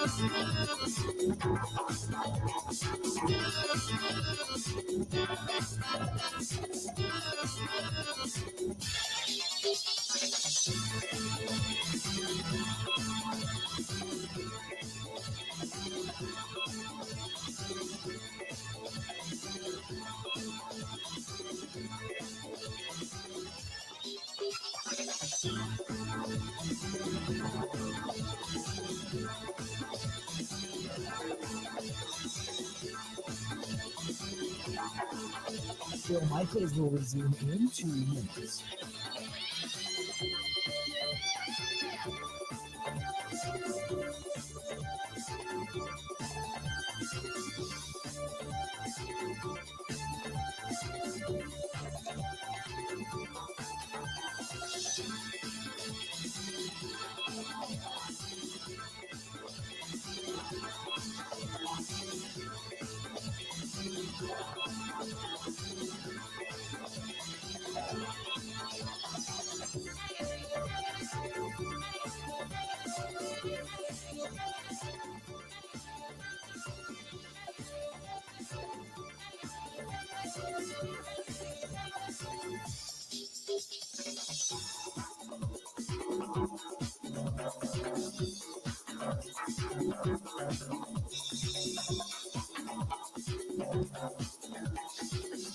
Bill Michaels will resume in 1 minute.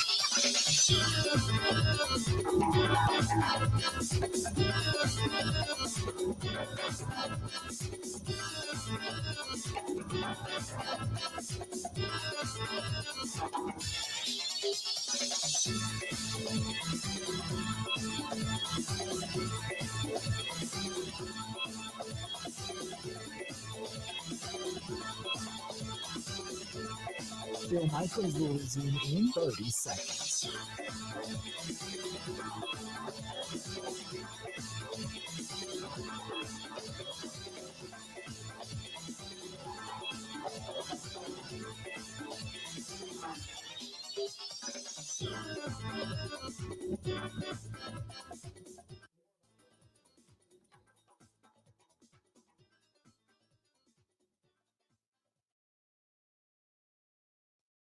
The good team I'm not sure what to do with is Green Bay.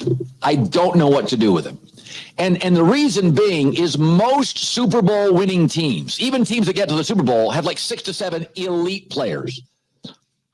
And I looked at this, The Athletic this week ran pre-training camp NFL power rankings, and they had Green Bay at 5. Well, I can name the Eagles. I can name 8 to 9 great Eagle players, 7 or 8 Ravens, 6 or 7 Bills, 6 or 7 Chiefs. I can't really name 7 or 8 great Packer players. Well, you can name a few, but it depends on your terminology of great. Colin Cowherd. Maybe they become great via the parts of their song. There you go. 877-867-1670, 877-867-1670. You want to hit us up? I got a great text here, and this is from our buddy Dr. Pepper, who he texted me, and this is our friends over there at Big Boar Barbecue. He said, and where the hell did it go? I just had it here. He said he stopped in at Big Boar Barbecue over in West Salem, Wisconsin. Ate lunch there. Oh, my God, their pulled pork is to die for. Good service as well. That's Rick from Spencer. And then Dr. Pepper said, I did love stopping at Big Boar Barbecue. And it's got a picture of him standing there, arms folded. Looks like he just got off his Harley. Arms folded, standing out in front of Big Boar. Loved it, which is fantastic. You know what? I can do, my own experiences all day long. But when other people write in or text in and say, hey, this is fantastic, that's all you need. Spread the word, man. Our friends over there, Big Boar, BOAR, BigBoarBBQ.com. That is BigBoarBBQ.com in West Salem, Wisconsin. Family owned. Good stuff. I agree. Now, Colin Cowherd's on the outside looking in. It would depend on what your level of greatness is, but you can say Josh Jacobs last year was great. You've had glimpses of greatness from Jordan Love. You have had really good ascension and stability from Tucker Kraft. You had great play in the secondary last year from Xavier McKinney. The problem is you don't have what's considered to be household names. You know why? Because all people talk about is the Cowboys, Aaron Rodgers, and a handful of other teams. So it's not through lack of quality, I think, that you can't name, quote, great players. I think it's through lack of searching that you cannot do or name great players more than anything. So I talked about this last night on my show. That's why I had the soundbite. And like Josh Jacobs is maybe their biggest star, right? Right. The reason that doesn't move much for me is because let's just take 2 other teams that they lost to last year, for example, the Lions and the Eagles. Yeah. Well, Jahmyr Gibbs is also awesome. Right. And Saquon Barkley might be the best back in the league. Okay, so you have Josh Jacobs, but what does that get you relative to some of the other elite, competitors in the NFC? Not a whole lot. Right. You know what I mean? You're mostly keeping up with the other teams by having Josh Jacobs, and that's right. it. And I understand that. But if he's, say, top 3, top 5, then you've got that level of, you can certainly go through the top 5 quarterbacks in the National Football League. You can certainly probably go through the top 5 wide receivers in the National Football League. You can certainly go through maybe the top 5 edge rushers in the National Football League. You could probably go through the top 5 corners in the National Football League. After that, you start to dwindle depending on what depth of knowledge you have. So if Josh Jacobs is in the top 5 in the National Football League for everything that he does for this team, then there's one of your great players. I don't think I'd put Jordan Love in the top 5. I don't know wide receiver-wise that the Packers have anybody in the top 5, which is why I said to the answer to that statement was maybe it's, and I hate to use the mirror of the Brewers, but maybe you're great by the sum of your parts. Maybe you become great, and because, as they say, high tide, raises all ships. Maybe the recognition for everybody becomes relevant if indeed they continue to win or win the way we kind of expect them to in Green Bay. But while I sit here and you sit there, Grant, and we talk about this, like, how can you not name 5 players that are really, really good on the Green Bay Packers? I guess the term greatness is, I think the term great is overused.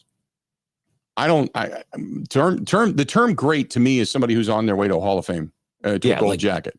Do you think Romeo Doubs is great? No. Do you think Rashawn Gary's great? Nope. I think they're very good. Yeah. Rashawn Gary probably a little bit more so than Romeo Doubs, but that's the problem, right? Like, I can find a lot of really good Packers players. I don't know that they have a lot of great players. Right. And you could say, well, some of the parts are all right, but we didn't really see that last year. So that's going to have to take a step. That whole sum of the parts idea is really going to have to be on steroids for this team to match up with the Lions, the Eagles, or maybe even the Vikings, who I believe to have a lot of great players, a lot better than the players you have in Green Bay. No, I agree. I think the term great is overused, and we're searching for some kind of great comparison. But again, to me, you have a very, how do I say, a deep pool. You have 5 wide receivers, any of which could make a catch at any time. And I'm not talking about, it's not like you had 3 wide receivers, none of which were really very good for the Kansas City Chiefs. Rasheed Rice is probably the closest thing to a really good receiver, and he's got all kinds of issues. When you start to look, now you've got great wide receivers in Cincinnati. You've got great wide receivers up there in Minnesota. You've got Amon-Ra St. Brown, a really great wide receiver. And I don't even know if I'd consider him to be great. He's on that level, but I don't know if I'd go there. So when you're talking about that level, it just depends on what your level of great is.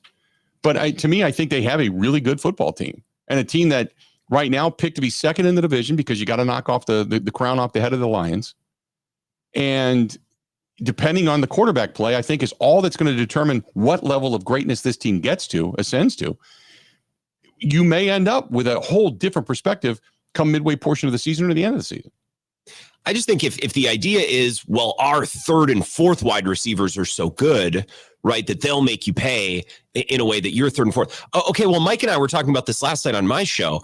Jalen Naylor went off the Vikings' 3rd or 4th guy last year in a way that I never saw Dontavian Wicks or Bo Melton, right? Like, if the idea is our 3rd and 4th guys are awesome, then they have to be awesome. They have to be really awesome when they get their opportunities. And I didn't see that enough last year. It just looked like a lot of guys who were solid, but nothing special. So again, if this idea, the sum of the parts idea, is going to work better this year than it did last year, then it's got to ratchet way up. And I honestly think Matt LaFleur feels that. I think that's probably the vibe that we're getting from him at the podium that you mentioned. Yep, no doubt. Let's do this. We'll step out. We'll take a quick break. We'll come back. We got a lot more to get to. We'll get into that. We got some people that we want to hear from inside the Packers locker room coming up in the next hour. I do want to get back real quick. I do want to revisit this.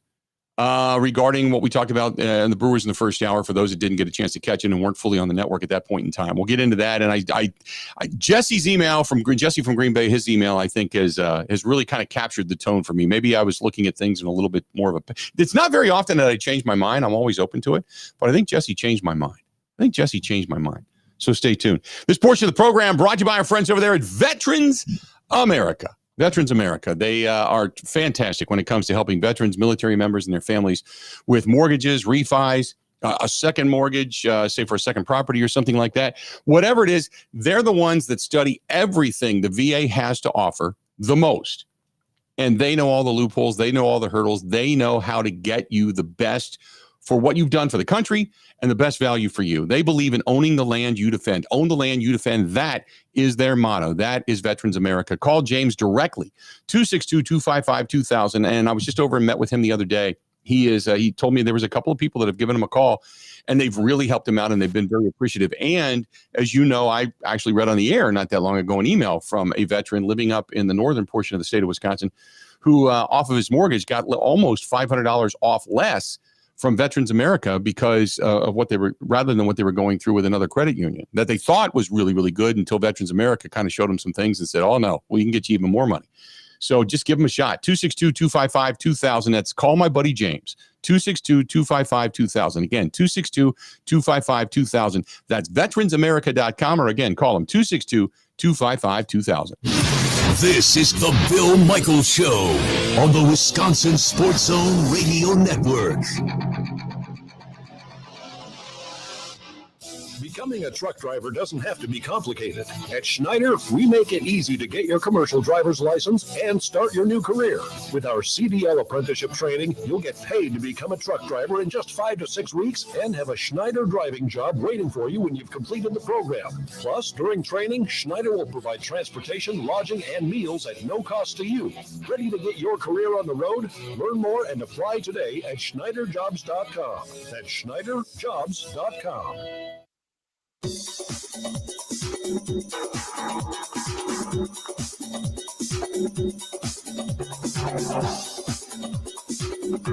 Bill Michaels will resume in 5 minutes.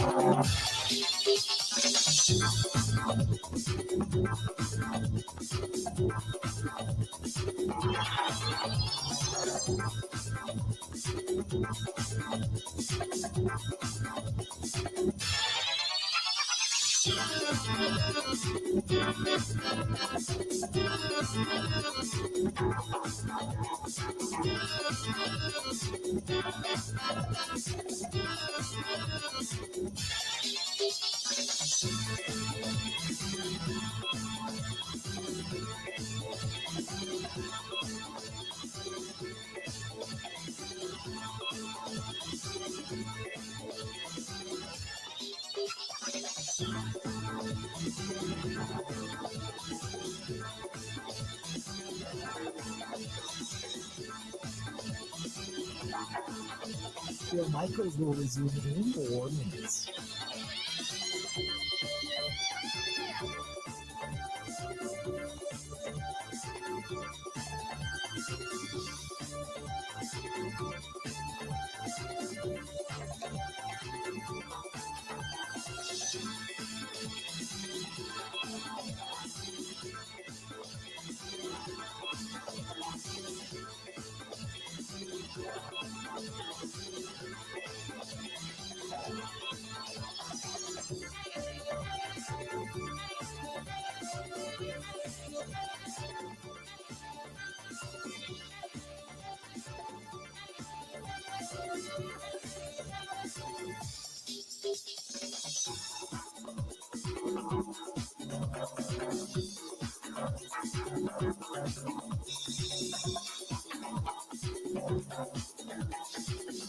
Bill Michaels will resume in 3 minutes.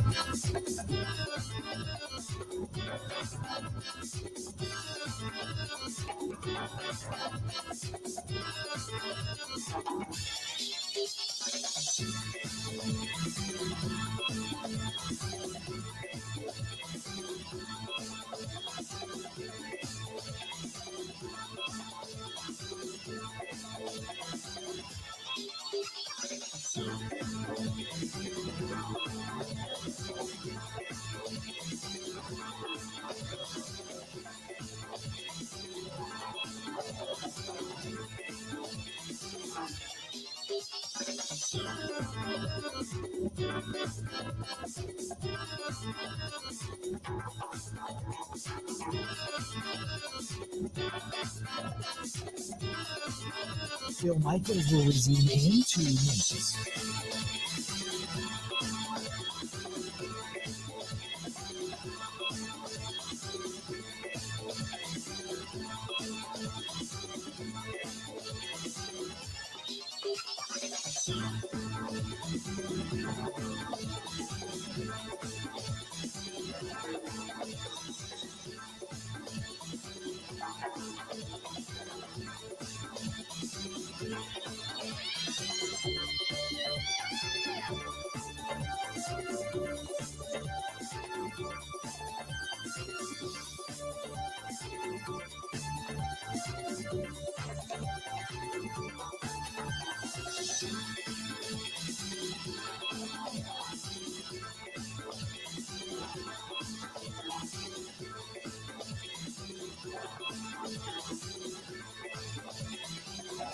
Bill Michaels will resume in 1 minute.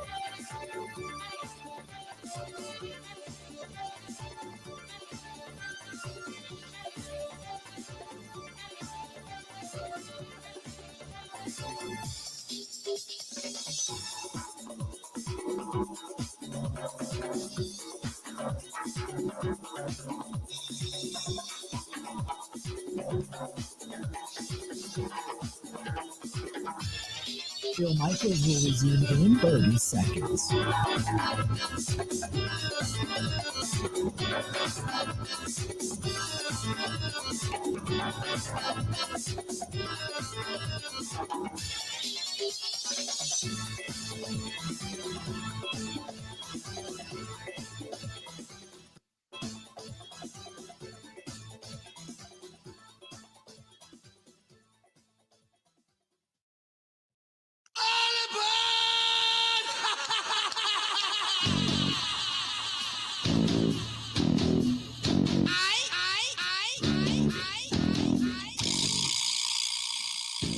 Welcome in.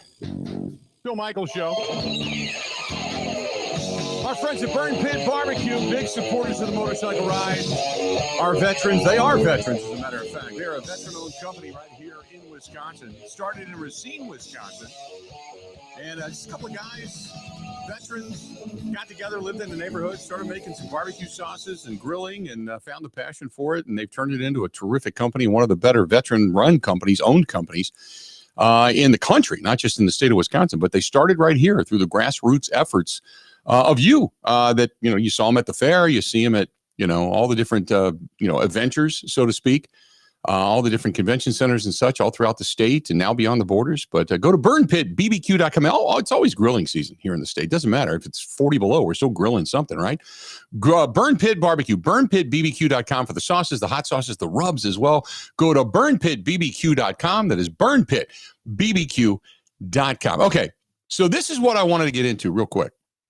We talked about this earlier.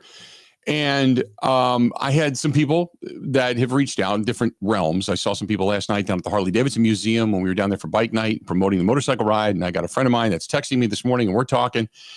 Huge Brewers fan. And I said, look, I get the celebration. The celebration is for the fans and the whole thing.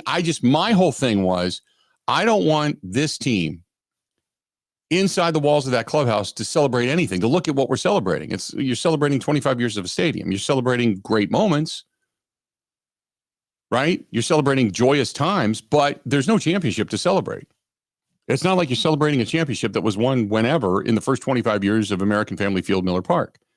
You're celebrating. It's a reason for Wisconsinites to go, okay, let's go, And there's still a lot of fan favorites, and you're bringing back some faces, and you're going to have a great time. And my argument was, there are franchises out there that are celebrating championships. I want the impetus to be, you got to win it's time to win a championship. You've got good things going on. At what point do you just sit there with those big boys at the table, like the Dodgers, like the Phillies, like the Yankees, like the Red Sox, like these teams with money? At what point do you go, we're never going to be you, but damn it, we got a lot of chips here. And while you got stacks of chips and you don't care to lose a whole stack of 500s, and it kills us if we do, but we're at least going to push some of these into the table, into the middle of the table. We're going to try to compete with you and beat you with what the hand it is that we have. I want to see that. I want to see this team win a championship. I know what it's like as a fan base growing up in Cincinnati with the Big Red Machine to see what a championship means, to know what that celebration can be like. And they won it again in 90 with a bunch of, at that point in time, really good ball players, but they were kind of misfits too. So I want to see that because I know what it does for the community. I know what it does for the city. I know what it does for the state. I know what that does. And that's when I want to see the Brewers begin to celebrate. Not just bringing up 82 and not just bringing up great moments in Miller Park history or just for opening the doors for the stadium. Then Jesse in Green Bay brought me a little bit back to center. And I'm going to read this again. He says, first of all, thank God you're on all 4 hours here in Green Bay. We love it. And we appreciate our friends over at WDUZ and putting us on both AM and FM. And we're booming up there, and it's absolutely spectacular. I love it.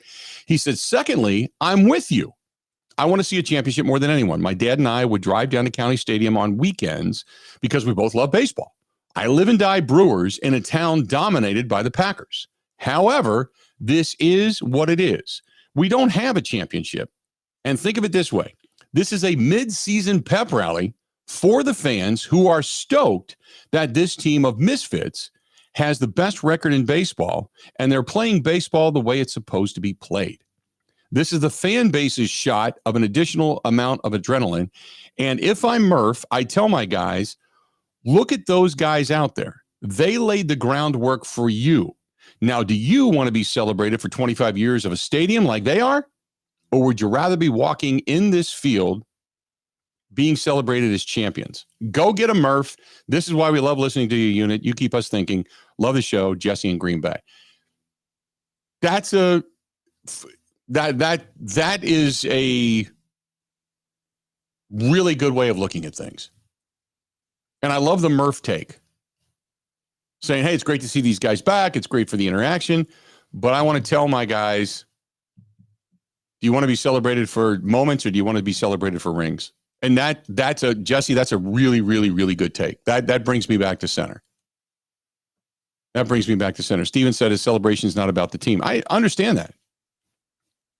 I'm not disagreeing with you, Steven. And everything you tell me what you're celebrating is 100% true. Everything. 100% true.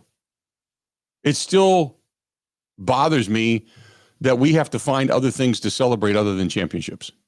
Aaron says that the text you read from the guy who is celebrating everything is exactly what is wrong with the Brewers fans. This is from Aaron. He said they seem to be satisfied with everything but winning a championship. He just mentioned it. Just give us a team. Just let us do some winning. Just let me drink my beer with my buddies and so on. Mark A has dollar signs in his eyes when he hears that. It is not too much to demand a World Series after 50 plus years. That's the entire goal. That being said, I don't mind today's festivities. I don't think there's any connection to the 2025 season. I just think it's neat to watch all these guys come back and do the home run derby like an old timers game. That's basically how I'm looking at it. Have a great weekend. That's from Aaron. And to a certain extent, you're right. You're right. It's kind of like what I was stating was, I don't want the guys inside the walls of that clubhouse to see that there's these celebrations going on for performances that didn't win championships. And the take from Jesse was dead on the money. I would rather see Murph going, this is great to have these guys back. Learn from them. Learn from what they did, what they didn't do, all that kind of stuff. Great to intermingle. You know, this is a very young ball club. But hey, guys, do you want to be celebrated because there's 25 years of opening the doors? Or would you like to come back here and actually be celebrated while you're wearing your ring? And that's a great point. So I'll kind of leave it there because that to me is kind of like a really, really, really good point. I think your frustration is the same as many Brewers fans. Like, we've won a lot of games. We've had so many great players. When are we going to finally get our turn to celebrate something real? I think we all share that frustration. I think you are expressing it on an event or on a day where maybe some Brewers fans hadn't thought to express it. And I think maybe that's where the disconnect is. I don't think anyone disagrees with your principle. It's just maybe more the application of today. I guess, and maybe I'm becoming pessimistic the more years that I put under my belt because I want to see this team win a championship. But every year you're celebrating something. It's like, we're celebrating this. We're celebrating 82. We're celebrating the milestone of Robin Yount. And it's all worthy things to celebrate. I remember one year they put Bob Uecker was the cover of the media guide. And I'm not discriminating against Bob because Bob's been an icon. But that was the best you had to offer. You couldn't put the team on the media guide because your team was not any good. Your best expectation of summer was to be able to listen to Bob Uecker. It wasn't going to be wins and losses. So it's like, at what point, as a Brewers fan, when you're rolling out all these celebrations, you just go, oh, God, when are we going to win a championship? This is why I ask all the time, at what point, if you are the Brewers, do you say, damn it, we're going for it? What is the jump off point? You know? That's it. What makes you say, because like I said, people always say, well, you're not quite there. You need this, or you need that piece, or you're not quite there yet. This is not the year. When's the year? Because you don't have the luxury of going out but if you were going to tell me in this offseason they were going out and signing a bona fide big bopper third baseman, they were going to sign another guy to come off the bench, they're going to end up paying Peralta and all of this different stuff. And this was going to be a team that was going to go from 110 or 120 million to 150, 160 million, and they're ready to go. And they're ready to compete. I'd say, okay, then that's the year that you then go for it. But they're never going to do that. That's not what they do. That's not who they are. That's maybe not what they're capable of doing. I don't know. So at what point do you say, fans, look, thanks for being there. We opened the doors 25 years ago. This is great. This is awesome. But this is the year we're going to go for it. This is the year we're going to put all the chips in the middle of the table and say, we got to knock that door down. So that's just my opinion. I don't know. They're always sniffing around at the deadline. It just has to be perfect for them. I do have my hopes high this year, not because I think they have a greater sense of urgency. I think they're kind of even keeled year to year, but the ammo that they have might line up really well. Like a team says, well, we want controllable starting pitching. We say, right. Oh, here, take Logan Henderson. We got 4 more of him. You know what I mean? Right. Or take Jefferson Caro, their top catcher prospect, who's kind of coming back from a shoulder, and maybe they're like, we don't really trust that. I think the Brewers have pieces to move with where their farm system is now relative to their major league club that they'd be comfortable moving, maybe that in years past they wouldn't be. Especially the surplus of pitching, which a team like the Diamondbacks, that's what they're looking for. Not a lot of teams have that. The Brewers do in spades. So I have my hopes high. It'll probably be someone that we're not expecting, and then that player will probably work out great. That's typically what the Brewers do. Let me give you this example, and this is a great email. This is from Jacob. Jacob says, would people be celebrating the 50th anniversary of Lambeau Field? Would people be celebrating a team that made it to the NFC Championship game? Would people be celebrating a team that made it to the postseason? Because it's Super Bowl or bust every year in Green Bay, and if they don't win it all, people are angry and pissed. Why are Brewers fans not angry and pissed? That's a great point. Now, I'll back it up, Jacob, in saying there's history of championships in Green Bay. There's legitimate history and championships and expectations in Green Bay because of what we believe the quality of players to be. I think it's probably as hard, if not harder, to win in the NFL a championship because so many other factors, injuries, and just so many other factors play into it with the amount of people you have to deal with. Whereas baseball, it does become somewhat of an individual game when it's basically the batter against the pitcher at that point. And then it's how you play the game. But that's a great point. The fan base of Green Bay has a different level of expectation than the fan base of the Brewers. The Brewers get to the postseason, let the chips fall, get a bite at the apple. Nobody in Green Bay has ever said that. Let's just get to the postseason and get a bite at the apple. If anybody in the front office of the Green Bay Packers would ever say that, fans would want them out of town. That's a great point.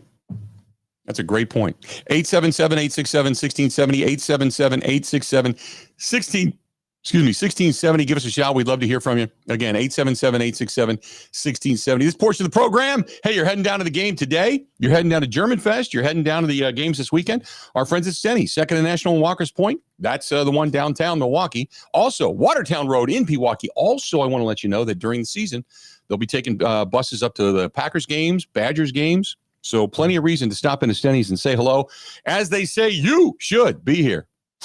Covering Wisconsin sports like a blanket. This is the Bill Michaels Show on the Wisconsin Sports Zone Radio Network. For windows with the strongest resilience, you need the Pella experience. The biggest thing for us in the Experience Center was the collaboration with the team. We were able to come in and sit down and go over a bunch of different options, and it wasn't just us dictating what we wanted. They asked us things we didn't even know or think about, from colors to hardware, and because of that, we were able to to get the best possible look for our home. Hi, I'm Gina Della from Pella. Just like Jim and Haley, you too can see, feel, open, close, and compare dozens of window and door options from 7 different Pella lines, side by side, at our Pella Experience Center in Brookfield. And today is a great day to stop by because right now you can get 0% interest for up to 5 years. The Pella Experience Center is on Blue Mountain Road, kitty corner to delicious cups. With a range of affordable options and products assembled in the USA, get the look you want at a price you can afford. Visit PellaWI.com today. Service restrictions apply in 7/31/2025.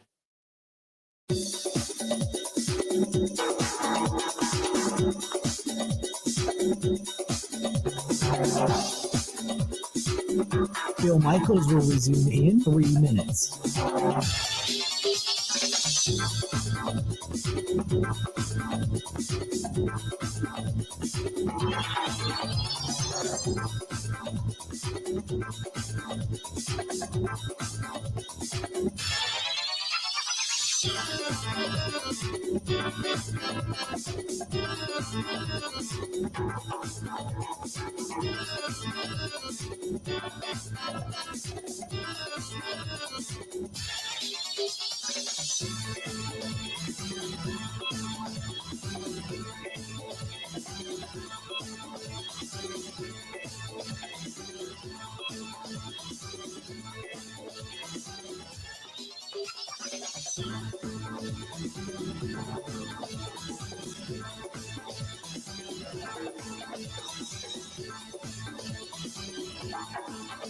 Bill Michaels will resume in 2 minutes.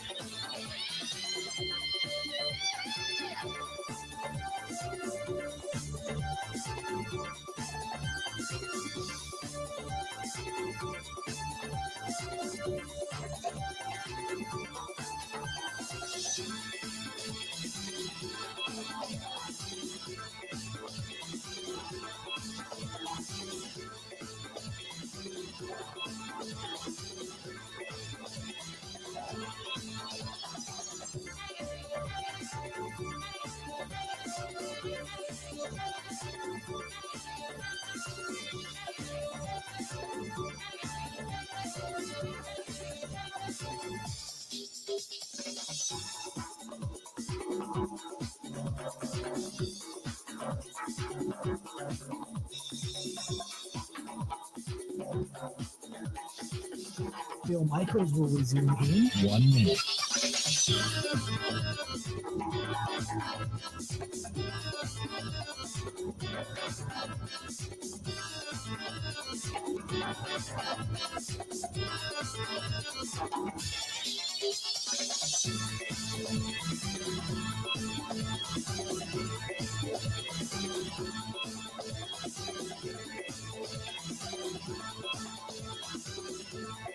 Bill Michaels will resume in 30 seconds.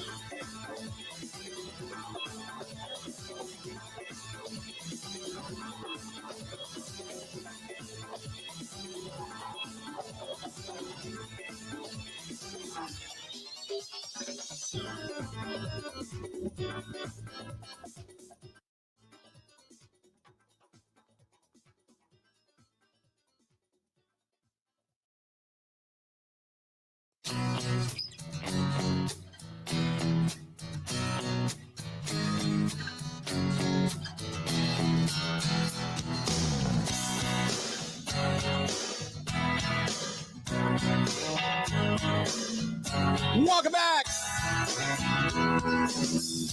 Bill Michaels Show. Hopefully, today is finding you well. Today is finding you well. Hey, I've got some good news. And I'll make the announcement officially over on the Facebook pages and all the social media platforms for the motorcycle ride. But Smoke on the Water on Okauchee Lake is going to be the first stop on the motorcycle ride this year. And part of it is because it's a great place. It's a fantastic venue. But they also have both of the schools across the street, which is plenty of parking for 1,300 to 1,500 motorcycles that are going to come rolling in on Sunday, August 31st. But excited to make that announcement. Smoke on the Water in Okauchee Lake is the first stop on this year's motorcycle ride. And as a matter of fact, Joe and Ellen Hennis are going to Sturgis with us. So they're going to be with us and a part of all the fun and frivolity in Sturgis that we have getting ready to go on. But great place, even better people. And Joe and Ellen both put their money where their mouth is when it comes to supporting veterans and military members. And whether it's Sloppy Joe's Saloon and Spoon out in Hubertus or it's Smoke on the Water in Okauchee, both places fantastic for so many different reasons. But the owners are also absolutely positively awesome. So if you get in there, tell them, hey, nice job that, you're going to be, yes, congratulate them that they are the first stop this year on the motorcycle ride, the first stop, Smoke on the Water, Okauchee, right there on Wisconsin Avenue. And it's great stuff. In the next hour, we're going to hear from inside the Green Bay Packers locker room. And we're going to hear from Rasheed Walker.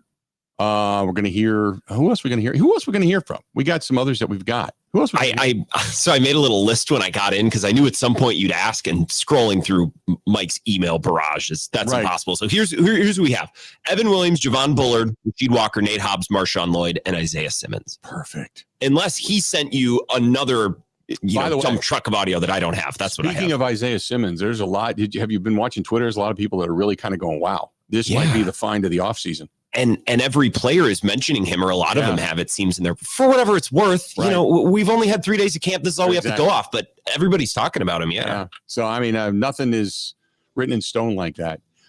Sam says, don't forget they did celebrate 50 years of Lambeau Field. They did. They put a patch on the sleeve. They didn't bring back all the old timers to go play an old timers game. And we weren't celebrating 50 years of just Lambeau Field having the doors open. You celebrate championships in Green Bay. That's my point.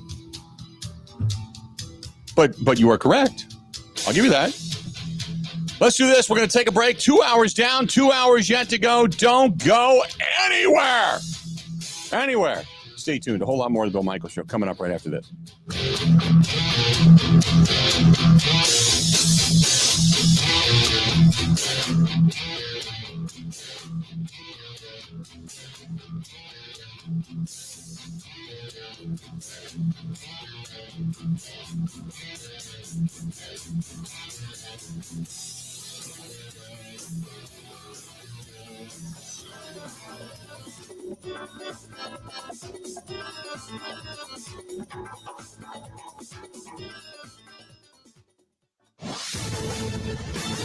This is a Wisconsin Sports Zone update. Well, the Packers are back in the field for the third practice of training camp today. A couple of guys missing, including wide receiver Savion Williams, the rookie being held out with a concussion, though his first couple practices, head coach Matt LaFleur liking what he saw. Yeah, I think he's done a great job. I think he's another guy that showed a lot, and I think there's still a lot going on upstairs. So as to be expected, I mean, this is his first opportunity out there with the full team, and so we're excited about him. Williams, one of two wide receivers the team picked in the draft, the other being first-round selection Matthew Golden, who has also made some nice plays this week. Yeah, he's doing some nice things. Certainly, he showcases his ability to catch a football. It's pretty impressive. I mean, he uses his hands, and he's an aggressive catcher of the ball. And then he showed the ability to put his foot in the ground and had some good yak. So it's cool to watch these young guys kind of progress and learn. The Packers will get tomorrow off from practice before getting back out there on Sunday, turning to Wisconsin. They'll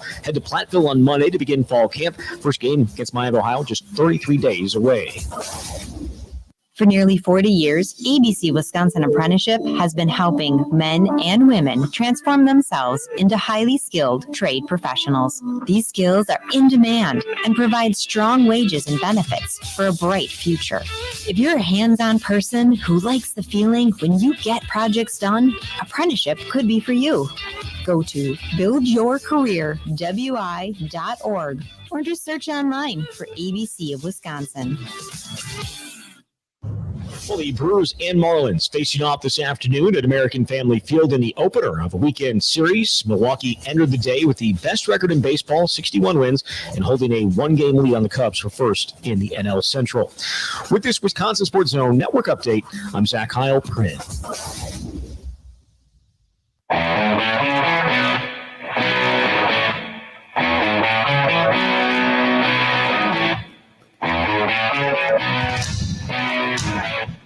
Welcome in We are now past the halfway point.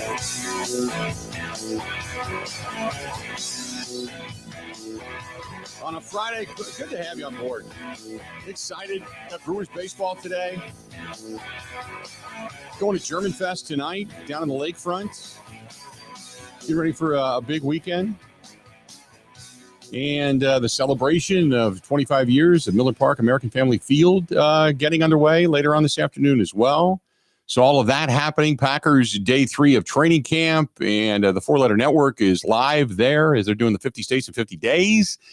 And all of that going on. So Packers getting a lot of recognition. I just saw Shaka Smart, the head coach of Marquette, was there doing some, I guess, speaking to the team, and then obviously talking about his team and his success at Marquette. Ugh. So, wow, I knew that would get Grant right in the gonies.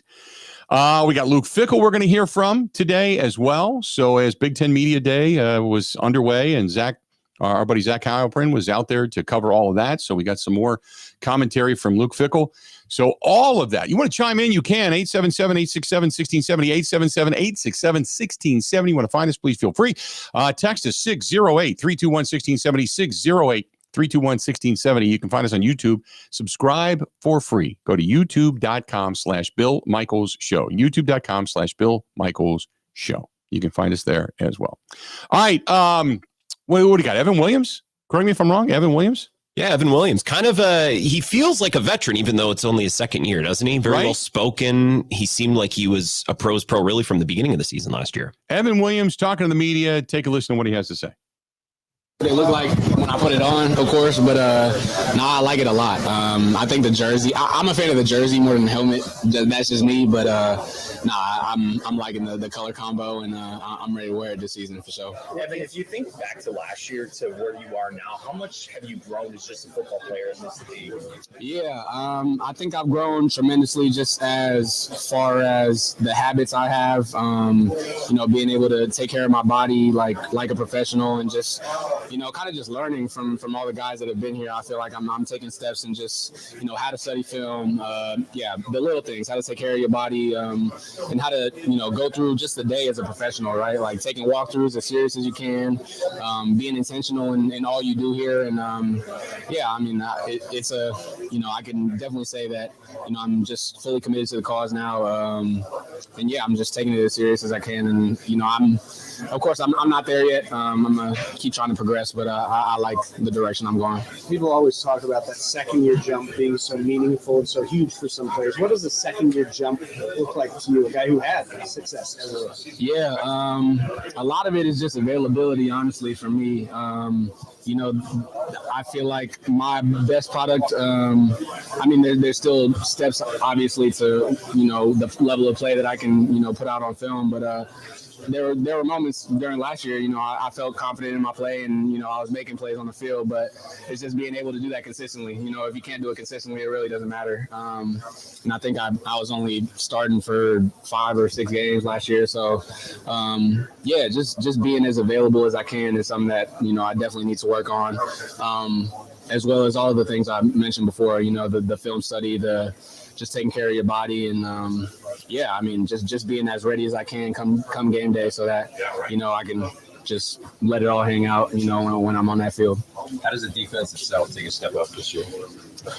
Yeah, I feel like, honestly, we already have, just as far as the playbook goes. I feel like guys are just getting more comfortable with playing with each other. It's easy to have a, first and second year jump with a new coordinator, with a coordinator that's going into a second year with me. Like that's kind of been a really big blessing for me, is that I was able to come in at the same time as a new coordinator. So we're all, getting the information at the same time. You're not kind of hopping on the train as it's leaving. But yeah, so being able to just have all those reps under your belt, we're not starting from ground zero coming into year 2. Everybody's already, we're getting these installs right now, and it feels basic just because, this is all the base stuff that we've been running for a year already. And so, yeah, guys are just, playing faster, playing confident, understanding how to play off of each other, having a year, under our belt. And I feel like there's definitely a different level we can tap into. As far as the skies, as far as just play speed, play style. We definitely think that there's, different levels that we can get to, and I'm excited to see the results. Did you get to those different levels in December and early January last year? And how do you make sure it doesn't take till December or January to do that when you got the Lions and the Commanders right out of the chute? Yeah, I mean, I think that just comes with initially just understanding the opportunity that's in front of us, right? Having a North opponent, off the bat means that there's no space to start slow, right? And I feel like this whole team understands the sense of urgency that we must operate at. And yeah, we're not waiting for any one game down the schedule. Like, we got to start fast, and we all understand that. So yeah, I mean, again, I'm just excited for how our guys are going to respond. I know I'm going to be ready, and I know our defense is going to be coming out with our piss off. Evan, what's been your early impressions on Nate Hobbs out there? Just what does he bring in, and what could he bring to the secondary? Yeah, man, he's just, one word, a dog. It's funny. He played with my brother. My brother was at Illinois. They came in the same class, and they were able to play together. So he would come over to our house a couple times, like in the summertime, and so I was familiar with him. And when we signed him, I was like, all right, here we go. I'm excited to keep this thing rolling. But nah, man, he's just a guy that not afraid to put his nose in there, not afraid to be physical at the point of attack, and obviously ball skills, coverage skills is all there. You saw him making plays today on the ball, and just a guy that has the right mentality towards the game. You got to bring a certain level of intensity, a certain level of energy to be able to play that nickel/corner, being around the line of scrimmage. So yeah, I'm just a fan of how he approaches the game and his physicality, and I can't wait to see what he does for our defense this year. Evan, I saw 22 Matthew catch a couple of slants and sure. Turn up the middle. Thinking it's going to be a problem. Yeah. What are you seeing out there on early snaps? Just explosiveness, first and foremost. He's a guy that you go one-on-one, you give him, any one-on-one opportunity. He's a guy that, is going to often get open. And you saw that today. He's not only getting open, getting the ball, but, making a man miss after post catch. And it's a pretty, unique trait for a lot of guys in this league. And obviously it's the first couple of days, so we'll see how he can, consistently go. But it's great to see, honestly, like, as much as you hate to see it during practice, to know that you have a guy like that can just, bring a level of explosiveness to the offense, make any play a big play. It's exciting, man. It gives our defense, something to fight for, something to give our, fight to give the ball back to our offense. And so, he's proven why he was picked where he was, and I think he'll continue to. Well, I just thought, as a rookie, all Jordan has to do is get the ball in his hands, let him take care of it. Yeah. After that, right? Yeah, no, and that's short, high percentage passes to start. Yeah, absolutely. And you pair that with Jordan, a guy that can stretch the ball downfield, and hopefully we get Christian back, somebody that can stretch the field even more. It's going to be dangerous, being able to have those plays where you can just flip a guy a ball and he can create something on his own, and then, having a quarterback that's able to read defenses and just being able to have that duality of offense is, I think, what can make our offense, really explosive and just really dangerous. From your perspective at the safety position, facing a tight end like Tucker Kraft, he can stay in and block, he can pick up yards after the catch, attack the different levels of the field. What's just the challenge of having to defend a player at that position who can kind of do a little bit of everything? Yeah, just the variety he brings to the offense, right? He's a guy that you can spread him out, and he can run routes against, a safety, a backer, and get open. So he's a pass threat first and foremost. And then also, you said it, he's able to, in the run game, he's just as effective, right? He's able to take on DNs and linebackers, and, that kind of just creates a matchup nightmare, for defenses. just because, do you put a backer on him and, try to play more run heavy, and then now he might, release, and now you're one-on-one with the backer, or do you throw a safety on him and, he's strong enough to, not me, but he's strong enough for other safeties in the league to, be able to dominate in the run game. So, yeah, just the variety of things he can do. He's a pretty special athlete. He's a pretty special guy. And, he's another guy that just, the way he approaches the game, he does it in the right way. He takes care of his body. He has the right habits in the locker room. He's a leader. And yeah, man, it was year 3 for him. He already proved it in year 2, but I think he's gonna make even bigger jump, this year. And I love having him on my team. There you go. Evan Williams, excited. The fact that he talks early on in that about becoming a professional and practicing as a professional and working on his body as a professional. And it was a lot of the things that he had said last year, and you saw him start to emerge specifically towards the end of the season. But the fact that he kind of readdresses that there is so much that he learned and how to go about your business and the anticipation and the jump that he wants to make coming into this season. And again, all the guys are going to say all the right things, but you love the way there's a message there that seems to be kind of running down through everybody we've listened to. You know what I mean? So good stuff from Evan Williams there. Love listening to that kind of stuff. 877-867-1670, 877-867-1670. We're talking earlier. Michael sent me an email, and he says, of course, Matt LaFleur has a different tone in this year's camp, and he should. After starting out 39-10 the first 3 seasons as the head coach, he has gone 28-23 the next 3. Now, part of it was having an MVP quarterback at the helm, and all of that with poor defensive and special teams play. Now that he's gotten a third defensive coordinator, second special teams coach, I'd say he has some extra pressure. Plus, with the new president taking over, he says what is a contrast of styles is Murphy and LaFleur. Murph being a no-nonsense coach and holding players accountable. With LaFleur, he has said in the past, players don't play better. They'll be on the sidelines with me, yet that never happens. Murphy is doing exactly what he is doing without any real superstars. LaFleur seems to be just sitting still right now in the learning on the job mode. Your thoughts? That's from Mike. You're right about the 10, or about the tone, I should say, about how it's different, and that's what we've alluded to.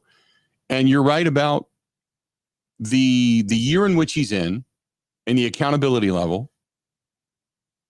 And that's always been, just because of Matt LaFleur is his stature, his demeanor, and such. Murph looks like a guy that is a boxer, wants to get you in the ring and beat the hell out of you. Matt LaFleur looks like a guy who is a very calm, sensible, passivity guy. But we've seen him get emotional on the sidelines, and when he does, he gets criticized for it. We've seen him at times scream and yell, and it seems like it's somewhat out of character for him. But as Mike Clemens alluded to when we talked to him on Wednesday, Mike's like, look, there's this guy, make no mistake about it. He's now got the command. The Aaron Rodgers stuff is gone and has been. There's been the assertion of you're the quarterback now to Jordan Love. You got to get a little bit of red ass on you. All of that. This is the way it has to be because the clock is ticking. Close but no cigar is not acceptable in Green Bay, which is the reason why people talk about whether or not Matt LaFleur should be on the hot seat. But as long as you're winning divisions and getting to the postseason and other bites at the apple in Milwaukee, that's okay.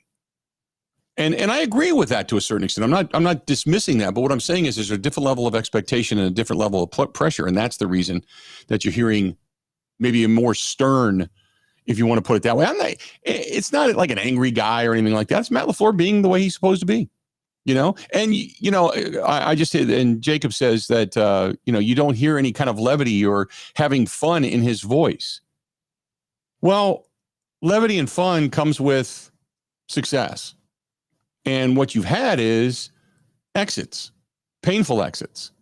Some due to players, some due to just the level of talent, some due to coaching mistakes. I mean, you can pretty much spread whatever reasoning for the lack of success there. It goes to everybody. It's not just like one particular player or one particular thing. You can look at a lot of different things. So Yeah, I mean, if I'm at LaFleur, I mean, everybody knows you're hired to be fired, right? And there's pressure in Green Bay to win a championship, or at least get back to an NFC championship or get back to a Super Bowl. That pressure is there. More magnanimous than most places. So absolutely, he's got a stern tone to him.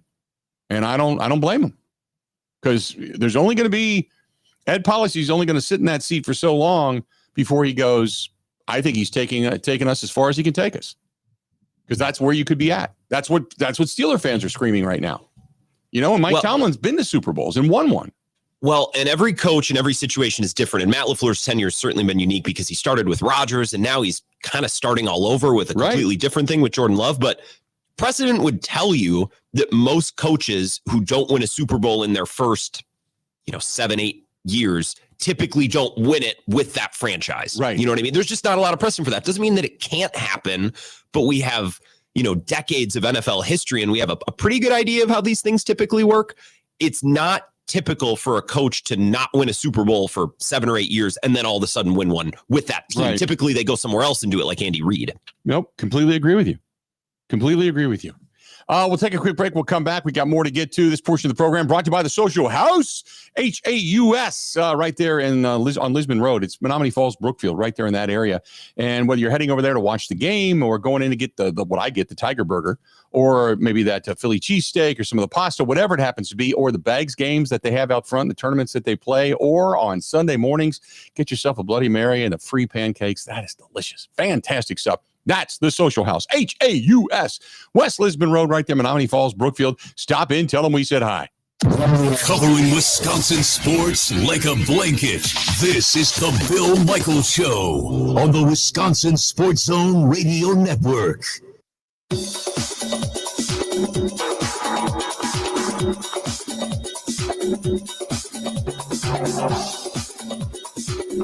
Bill Michaels will resume in 3 minutes.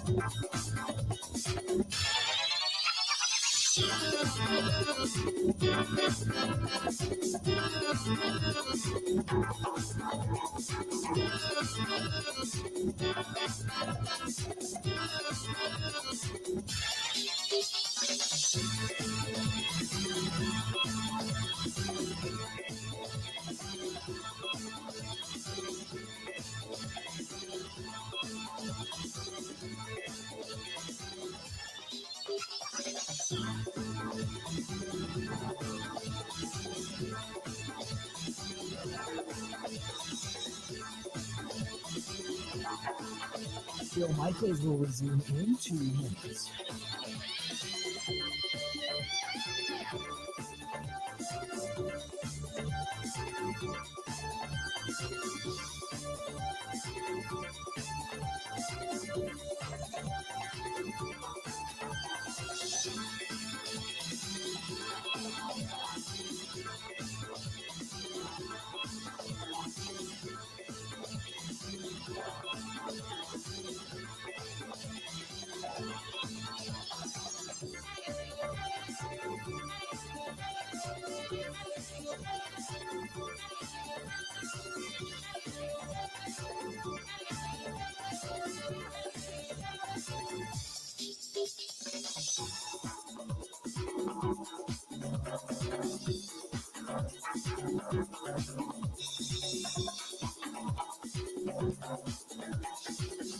Bill Michaels will resume in 1 minute.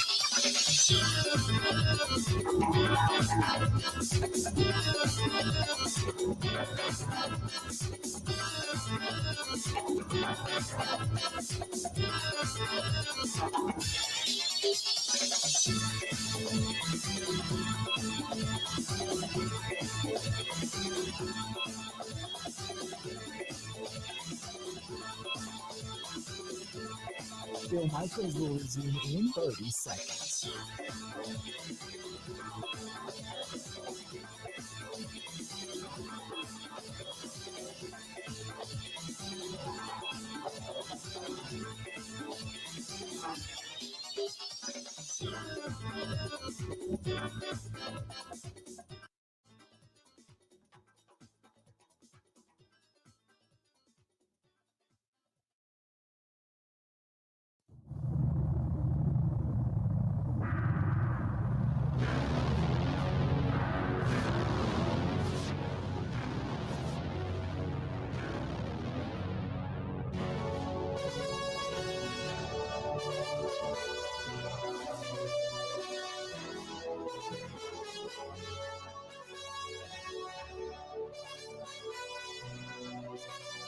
Bill Michaels Show. Glad you're here on this fun Friday. Loving it. Loving it. This portion of the program brought to you by our friends over there at Point Brewing. Brewing excellence since 1857, right here in our own backyard. That is Stevens Point, Wisconsin. And if you're looking for something good this weekend, I highly recommend the Drop Dead Blind. Highly recommend that. Good light beer. Really good light beer that I would put up against any light beer out there, as a matter of fact. It's the one that I imbibe in. From Point Brewing, Stevens Point, Wisconsin. Keeping it local, baby. That's what we do. We keep it local. That's our friends at Stevens Point Brewing, right there since 1857. Good stuff. What else do we have here? Nick says, do you think Pat Murphy is an old school hard-nosed coach or a player's coach? Pat doesn't seem to me like a Bill Belichick, but harder than Matt LaFleur. My answer to you is yes to both. Yes to both. He is a hard-nosed coach, but he is a player's coach. But he's got a level.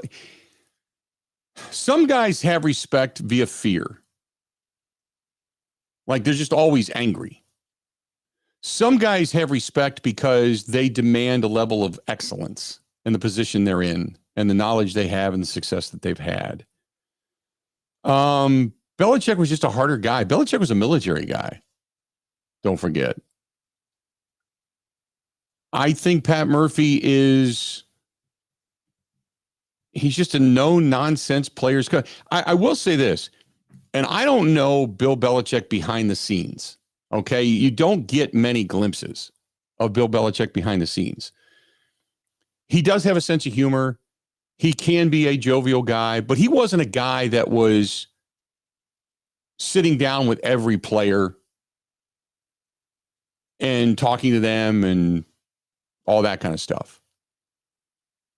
He was a guy that just basically put it out there to his veteran leaders on his team, and that was it. That was all she wrote. Whereas Murph is a guy that he'll sit next to you, he'll sit in the locker next to you, and you two will talk. Or he'll say, hey, you got a minute, and he brings you in the office, and in certain things that you don't want aired in public, he takes you behind closed doors. And he also lets you know on the field what your level of expectation is. It's a hands-on, hard-nosed approach. So, and I think most players like that. Most players respect that. You're not going to throw me under the bus. You're not going to say anything in public that you haven't already said to me. You're going to give me everything right there on the table so I can see it. What is my level of expectation? Am I checking the boxes? And if I'm not checking the boxes, then you have the right to come to me and get in my rear end. And I think that's the difference between, and I don't know specifically. I mean, I've seen documentaries on Bill Belichick and guys talk about him and the Edelman podcast and all that kind of stuff. They talk about him behind closed doors and what he was like.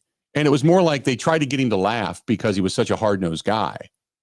He was fun. He had certain things and quirks and quirks about him, but it's different. It's different.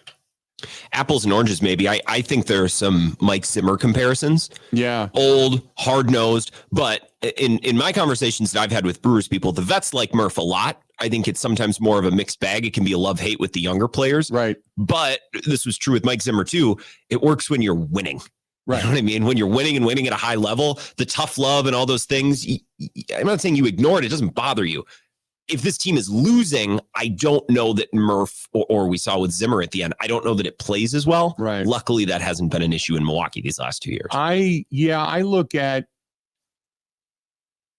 Murph early this season. There was questions like, oh, was it just last year that it just kind of clicked? And remember when they were teetering just a couple of games under 500? And people were starting to question whether or not Murphy was the guy. And then he was holding guys accountable, and all that may not play well in that locker room in today's day and age, and the young guys today, and they weren't handled like that. And it's like, well, if you get guys to buy in, veterans or young guys, and there's an accountability, but there's an honesty. I don't know. I just know that whatever goes on behind clubhouses and locker room doors, you have to have that chemistry. And there's some guys that create a chemistry, And there's other guys that say you'll have a chemistry because I say you'll have one. And if you don't, you're going to be in trouble.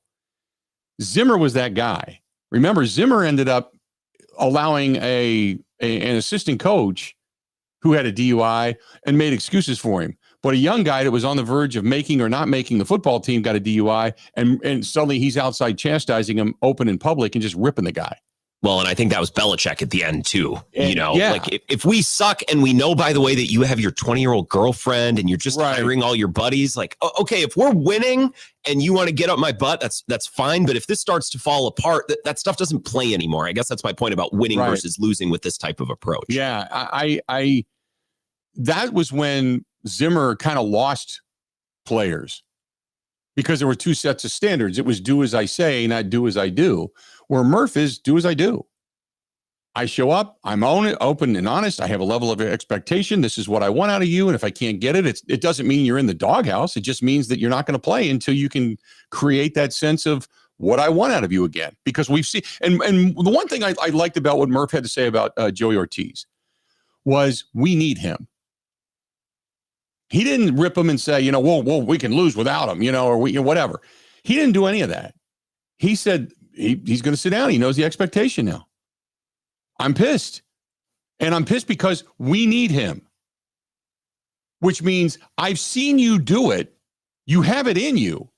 But for whatever reason, you've gone off the track. It's my job to put you back on the track. And that's the difference between some of the coaches of, screw you, do as I say versus Murph's an honest guy about it. You put it this way. If you are a player sitting here right now, here today, for whatever I've pontificated about, if you're sitting there today and you're going to say, I'm going to play, it doesn't matter what sport it is, I'm going to play for Pat Murphy or Bill Belichick. Which guy would you rather play for? And I think most would probably say Murph because he gives you both. Where Belichick gives you the championships and the knowledge, but there is basically no room for error, where Murph is going to hold you accountable to your own ability. And I think most of us sitting here today would probably say, yeah, we'd probably rather play for Pat Murphy. Doesn't mean it's easier. It just means there's what we would believe a better opportunity to walk through the coach's office door and have an open, honest discussion. Maybe that might be the best way to put it. 877-867-1670, 877-867-1670. TR, you're late to the party, man. We already talked about Shaka Smart. You missed out. Sorry about your luck. Tyler says the Brewers need to make a move before the bats in Arizona trade them all away. I don't know if they're going to get into that mix. I think the price is going to go up. And I think had somebody knocked their socks off for Eugenio Suarez, I think they would have already made a move. I think the price is probably going to be too high. I don't see them going in. If they do it, that goes back to you're staring at the poker table with the Dodgers, with the Phillies, with the Yankees, with the Mets, with the Red Sox, with these high dollar teams. And hey, maybe you got to, pony up. If they do it, kudos to them. But if they don't, it's probably because the price is just getting too high and it's getting uncomfortable for them. That's my thought.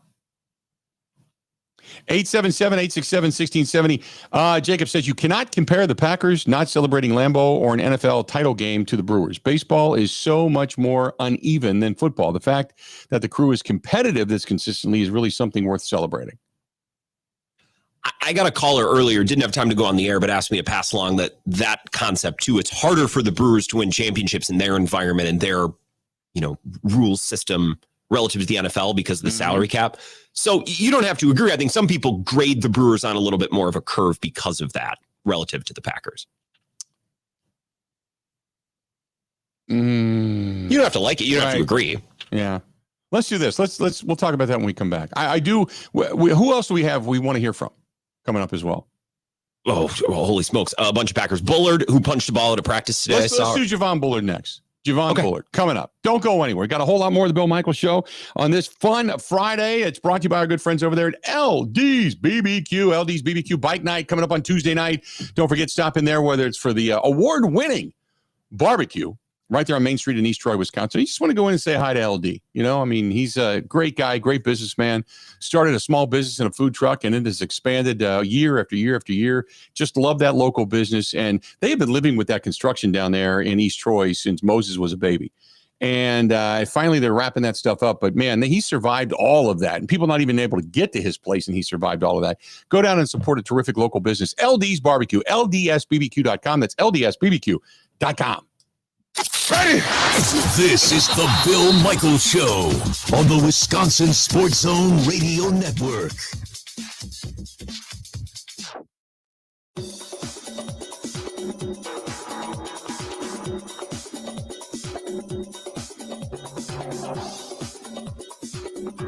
Bill Michaels will resume in 5 minutes.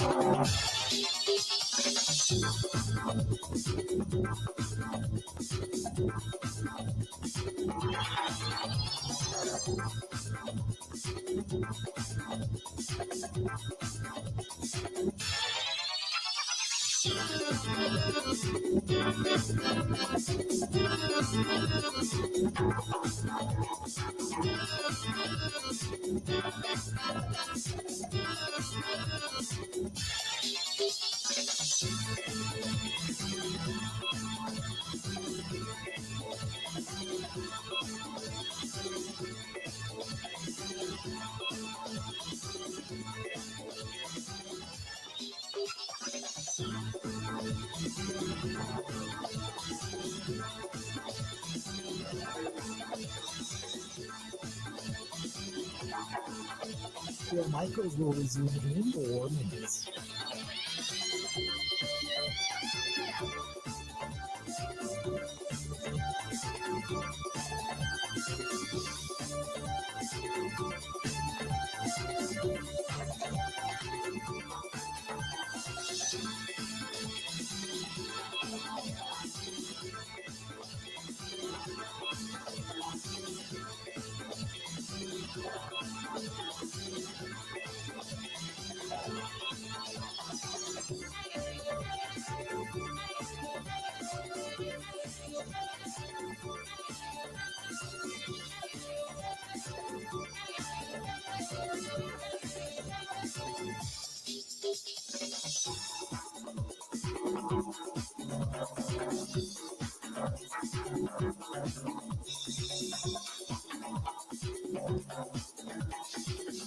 Bill Michaels will resume in 3 minutes.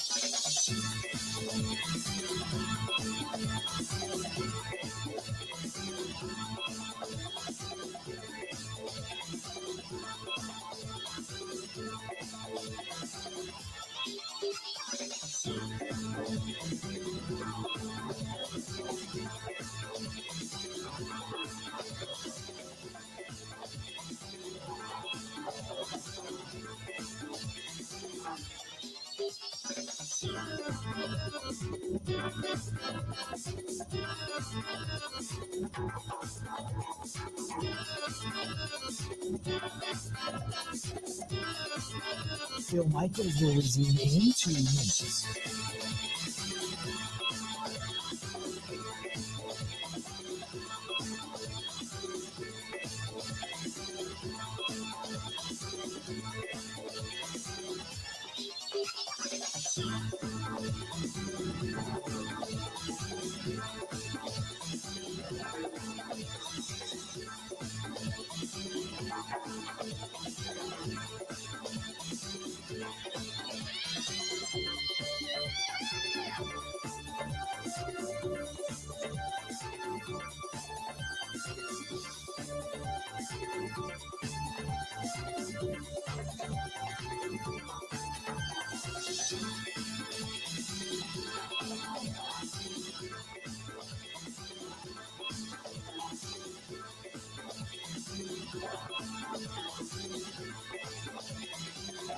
Bill Michaels will resume in 1 minute.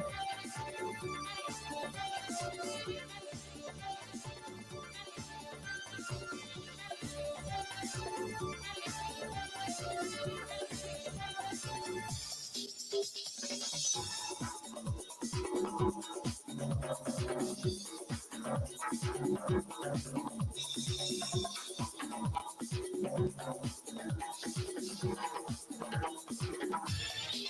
Michaels will resume in 30 seconds.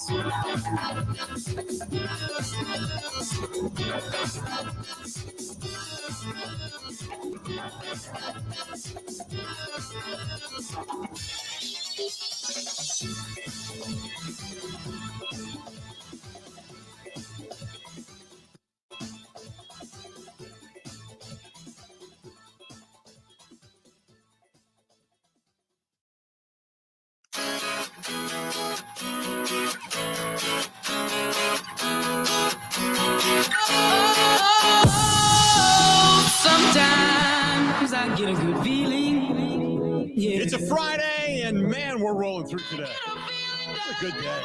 A lot of fun today. I get a good feeling. Hey, stop number 2. Stop number 2 on the motorcycle ride. There you go. Stoles 0109 in Watertown. Stoles 0109 in Watertown. You go to Smoke on the Water first and Stoles 0109 in Watertown. It is a beautiful scenic ride. After that, you leave Stoles, and then we'll announce ride spot number 3 coming up next week. But you leave there, and after that, you go through the Holy Hill area, through a tremendous ride, beautiful scenery out in that area, in the Erin Hills area. You'll see Erin Hills Golf Course along the way. But Stoles 0109, stop number 2. Dos, if you will, in the 18th annual Big Unit Poker Run. So you got Smoke on the Water, number 1, Stoles 0109, number 2. And the total ride is about 98 miles this year, just under 98 miles. It's like 97.3 or something like that when you map it out. But Stoles 0109, and great to get all the cooperation, as always, and all the support from Jeff and Alicia Stoll. Plus, don't forget about Stoley's Hog Alley. It's a great place right there in Oconomowoc on Venice Beach Road. But Stoles 0109 is getting ready, getting all polished up and hyped up, as we're going to be bringing a lot of the motorcyclists out, all of them, as a matter of fact, out there on Sunday, August 31st. Oh, can't wait. Stoles 0109. Great to have them as a part of the program. Let's do this real quick. Adam in Little Chute. Adam, welcome to the program, man. What's going on? Hey, Bill. How's it going today? I'm doing great. What you thinking? Hey, I'm in the truck right now. I got my 6-year-old son, Calvin, with me. We're both big fans of the show. We're heading from Appleton down to the Brewer game today. We wanted to call and give you a shout and say hi, and then Cal's got a couple of quick questions for you about the Brewers. Okay, go ahead. What is your prediction for the Brewer game today? My prediction for the Brewer game today, they're going to win. You're going to see a win today. You're going to see some bombs hit by some of the former players. But today you got Freddie Peralta on the hill at 12-4 against Quantrill, who is 3-8. He's got a 5.24 ERA. The Brewers are going to unload after a day off of rest, and they're going to go to 62-41 on the season. So you're going to see a winner, my friend. Who do you think's going to win the home run derby after? Who? God, the home run derby. That's a good question. You want to say Keon Ryan Broxton. That's my pick. Maybe it's a guy like Corey Hart or something, because even though we want to say Ryan Braun or Prince Fielder had the neck issue. He couldn't swing a bat hard anymore. So it's going to be interesting to see both of those guys swing. I'm going to say a guy like Corey Hart. Corey Hart's all right. I think that's a good prediction. All right, buddy. Thanks for letting us check in. We appreciate it, and we'll probably talk to you during a Green and Gold post-game show. Excellent. Coming up soon here. Excellent. Thanks, guys. Have fun. There you go. Good call. Like it. You're going to ruin that kid's weekend if they don't win this game now. I know. I hope you know what you're just doing. I know. Just kind of sent that thing down the tubes. Sorry, Calvin. Shouldn't have done that. But, hey, Calvin, you can go back and tell his friends he was on the program. Heck yeah, that's awesome, man. That's cool. Hey, Javon Bullard for defensive back for the Green Bay Packers, meeting with the media. Take a listen. Some of the smallest detail can make the biggest impact. So that's probably the biggest difference right now, just taking that step on the details. And then as a team, as a whole, what needs to happen for you guys to... I ain't gonna lie, I feel like this team is exactly where we should be. Coming together, this training camp is going to be a special training camp. We challenge each other to have the best training camp individually that we've had. Each individual, you want to put your best foot forward every day, every single day. And I feel like if we do that individually, then collectively as a team, we'll get to where we want to go. I felt like at the end of last year, you guys were playing your best ball on the defensive side. How can that comfortability with Jeff's scheme start right away off the jump this year? You got to take that momentum that we had going in from the end of last year to carry it into this season, and we can only get better, man. Like I said, it was a new defense, new coaches, new players, and we're just trying to fit in and learn each other. But this year, I feel like we're going to take that leap and really become what we're supposed to be. What do you feel like Nate Hobbs has brought to the DB room as a whole? Nate a dog. Nate's a dog, man. He come with it every day. Energy, swag, enthusiasm, and just pure want to. As a guy that, that is definitely going to make this team better and definitely our secondary better for sure. Does it help? Well, I know last year you talked about X's and, mentors for a lot of you guys. Yeah. He's now carries himself. Is it nice to bring in another guy that's played a good amount of football that you can learn from too? Oh, for sure. Both of those guys, vets in this league, have proven themselves in this league and are going to continue to prove themselves in this league. And as a younger guy, you just take what you can from those guys and really just be a sponge, bro. Talk about the knowledge that they're willing to give, watch how they prepare, watch how they take care of themselves on and out the field, and just looking forward to the future, man. Just seeing that maybe one day you can basically be in those shoes that they in. There you go. Javon Bullard. Just with Nate Hobbs being a dog. I love it when they say he's a dog. Just being a dog, getting in the room, being a dog. To add to that, he blew up Dontavian Wicks at practice today, dislodged the ball, and Wicks took a little bit to get up. And apparently, I was reading some tweets, he got a little talking to from Matt LaFleur on the sideline. And maybe that talking to was like, hey, man, I like that physicality of practice. Hell yeah. Or maybe he was scolding him. I don't know. Right. But it seems like he's brought that physicality and that approach to practice, at least today from the tweets I've seen. Right. Now, who got the talking to? Can you imagine if it was Wicks? No, he Nate Hobbs. Nate Hobbs got talking to after he hit him. So in other words, hey, don't kill your own guys. Which I get. Because some people go, wow, there you go, Dontavian Wicks dropping the ball again. If you're not expecting to be hit like that because you're going through run-throughs and you're not preparing yourself to be hit, then it's forgiven. But I got to be honest, I love between you, me, and the fence post, I love aggressiveness. It's something that you can't have a defense be a badass unless your secondary hits. I was told that years ago, decades ago. You cannot have a defense that is considered a badass unless your secondary hits, and they're not afraid to hit. And the fact that Nate Hobbs did this on day 3 of training camp, I like it. I like it a lot. No problem there. Listening to Javon Bullard. Good stuff. 877-867-1670. Jim says, by the way, if you listen to the guys down in Chicago, you would think that they are going for Suarez. There's a lot of rumors out there that the Cubs are specifically targeting Suarez. They want Ryan McMahon just went to the Yankees, so that's a third baseman off the board. Yeah, so he's gone. I did not see that, so that's good. Not good that the Brewers don't. It was like 2 or 3 minutes ago. So Suarez now, the price probably, I don't know that it goes up, but it's not going down as other options come off the board. Right. Let's do this real quick. Let's take a quick break and we'll come back. And before we get into the top of the hour, we'll get back into the Packers locker room after the top of the hour. Let's play the Luke Fickle cuts. I'm going to call an audible here. Let's listen to a little bit of Luke Fickle when we come back, because just another aspect of football in the state of Wisconsin. Little Badger talk, little Badger Luke Fickle football when we return. Don't go anywhere. Stay tuned. We got a whole lot more of the Bill Michaels Show coming up. This is the Bill Michaels Show on the Wisconsin Sports Zone Radio Network.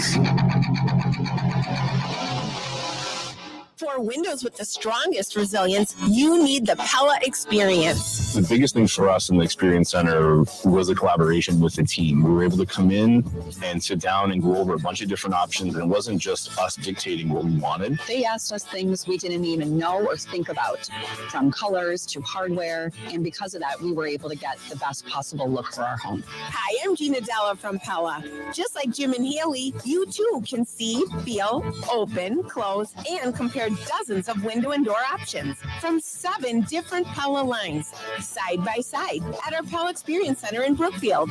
And today is a great day to stop by because right now you can get 0% interest for up to 5 years. The Pella Experience Center is on Blue Mountain Road, kitty corner to delicious cups. With a range of affordable options and products assembled in the USA, get the look you want at a price you can afford. Visit PellaWI.com today. Server restrictions apply in summer 2025.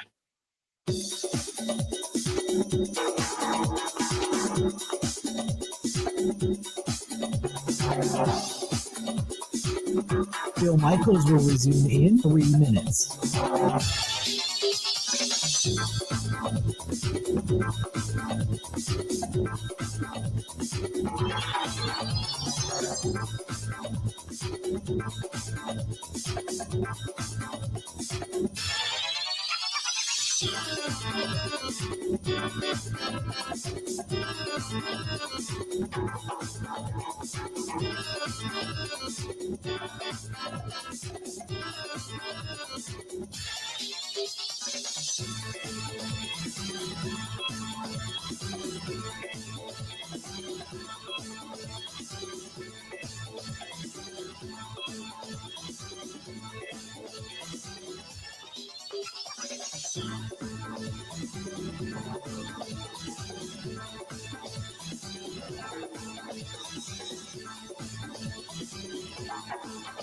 Bill Michaels will resume in 2 minutes.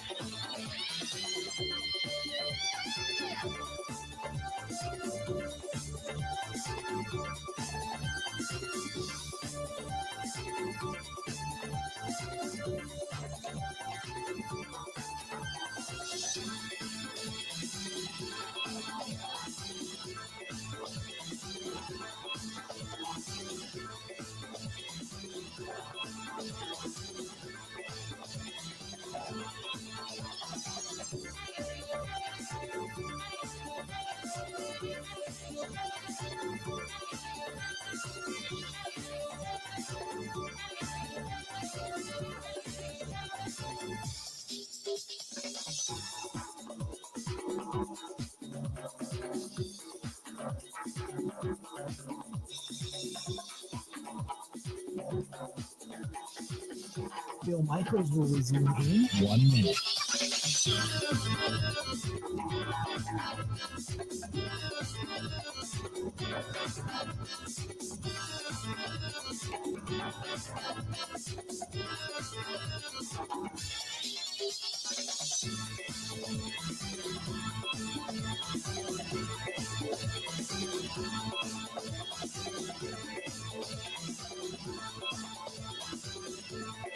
Bill Michaels will resume in 30 seconds.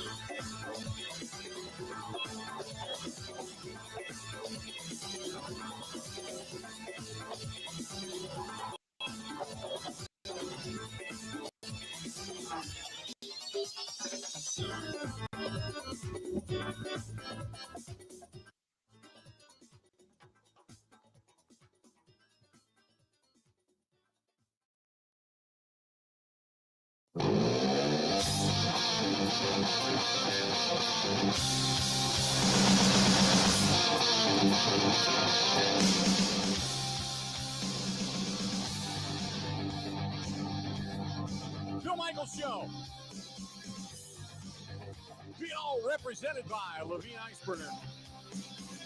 Whether it's injury attorneys, estate planning, living wills, trusts, civil litigation, you name it, check it out. They can get it done.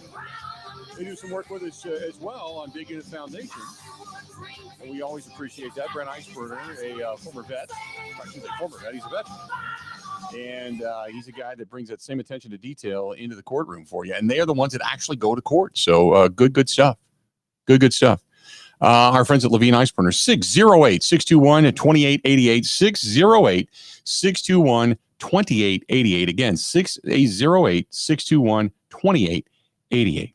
There you go. Levine Iceburner. Good stuff. Let's do this. Luke Fickle, just so much that they're expectation-wise from the Badgers, okay? First of all, he thinks about Austin Brown. And Austin Brown, he just thinks like, look, this guy, he could get drafted. If he plays at the skill level that's got a level of expectation for him, yes, he believes he can get drafted to the NFL. Not a lot of people know about. And when it comes down to it, it's like, how is your season going to go? Like we can all talk about the schedule and what the expectations you got to have is for guys to play at or above their God-given ability. If Austin Brown does that, he's another one of those guys that maybe nobody in the NFL has on their draft board right now, but is a guy that at the end of the year is one of those ones where, holy cow, where's this guy been? So the one thing about Wisconsin football going into this season is there is I would say a 70-30, 60-40 fan base, negative side being the prevalent side of there's nothing that's going to happen. We're holding our breath. There were a lot of people screaming that the program is going down, not up. And the one thing Fickle says is you got to embrace being the underdog right now. Really great for our guys to understand. And so a part of that is embracing being an underdog, or in some ways, outplaying what people even think you are. And that's how Wisconsin's gotten to where they are, and sometimes you need to be helped. Sometimes you need it. You need to embrace it. And he's right. There's nothing wrong with saying it. He's 100% correct. Now, in the question when it comes to some of the things that have been going on off the field regarding tampering in college sports, the big thing Luke Fickle says, and this is what a lot of people have been screaming for, specifically coaches and administrators, is you need full-blown employee contracts in the game today. If there's one thing I'm not optimistic on is to say that we're going to be able to get rid of something like that. If we can just eventually make sure that we can hold people to contracts, tamper all we want. I mean, it is what it is. There's so many avenues that are different than what pro sports look like. I think that's just one of those battles that it's hard to dive too much into to try to battle and fight. I brought this up on my show, Bill, a couple weeks ago, not to jump in, but like when they were talking about the Xavier Lucas situation, it seems way easier to me to just make contracts and then you don't have to worry about tampering. Right. Call all you want, check in with him and or his agent all you want. You just won't be able to sign him until XYZ date. Right. Doesn't that seem easier to enforce rather than checking emails and tag? Just call him all you want. Call him every day if you want, but you can't have him until this contract is up. That makes more sense to me. To me, yeah. Or you got to buy him out. Yeah, or something like that. Absolutely. Absolutely. And again, he reiterates that, contracts, it makes all the tampering 100% irrelevant. I just don't know how you're ever going to be able to control it. I mean, as long as you contractually can, hold people accountable to things like that, then that's the most important thing. If somebody wants to talk to them, we've got them under contract, at least talk to them all you want. They can't go anywhere. That's the only way to kind of chance. That's in my opinion. Now, one thing that had changed that was being screamed about a lot was the whole air raid offense. And Luke Fickle said, look, the old offense, and it's kind of I don't want to look at it as a backhanded slap, but kind of people are looking at this going, well, you don't think very highly of the guys that you had. It says, look, the old offense could not overcome, say, average quarterback play. This new offensive system, they believe, could overcome average quarterback play. I do love where we're headed with not being solely reliant upon just the quarterback. I've said it several times. In some systems, you just can't outperform average quarterback play. And so where we know the quarterback's most important, but in those systems where it's really hard to do that, I think we're working ourselves and building ourselves towards a different system that allows for others to be able to carry some load. And when you think about that, it's not that he's degrading his quarterback. It's just like, look, if you're not having a great day, we got to have something else that we can fall back on in a system that's going to help aid you to be better. Or your starter gets hurt like they have the last 2 years. Exactly. Not that still is a great comment when you think of Braden Locke, who played last year. Exactly. But to be fair to Braden Locke, he was the backup. Yeah, exactly. The guy that's impressing, Tackett Curtis, the linebacker, he has physically, the man is a beast. We never knew he was hurt for the first 8 months he was here. Whether it was a hernia, whether it was a hamstring, and he still could perform in ways, and he still could run in ways, but yet you didn't recognize that he wasn't healthy until all of a sudden you got in the last 2 months, and you do some testing, and you're like, oh my God. He went from a guy that you know could run okay to a guy that you're like, oh God, he can really run. The transfer tight end, Lance Mason, they are excited to get this guy in. Yes, I'd say Lance, obviously the guy immediately is a guy that has come in and really kind of grasped onto a lot of things. He's made a pretty good connection with Billy. He's a guy that had a little bit of a different skill set, knowing that what he wanted to grow in his skill set, has done a great job. I mean, again, we haven't seen true live competition with him just yet, but has done everything to say, hey, man, this guy you can count on.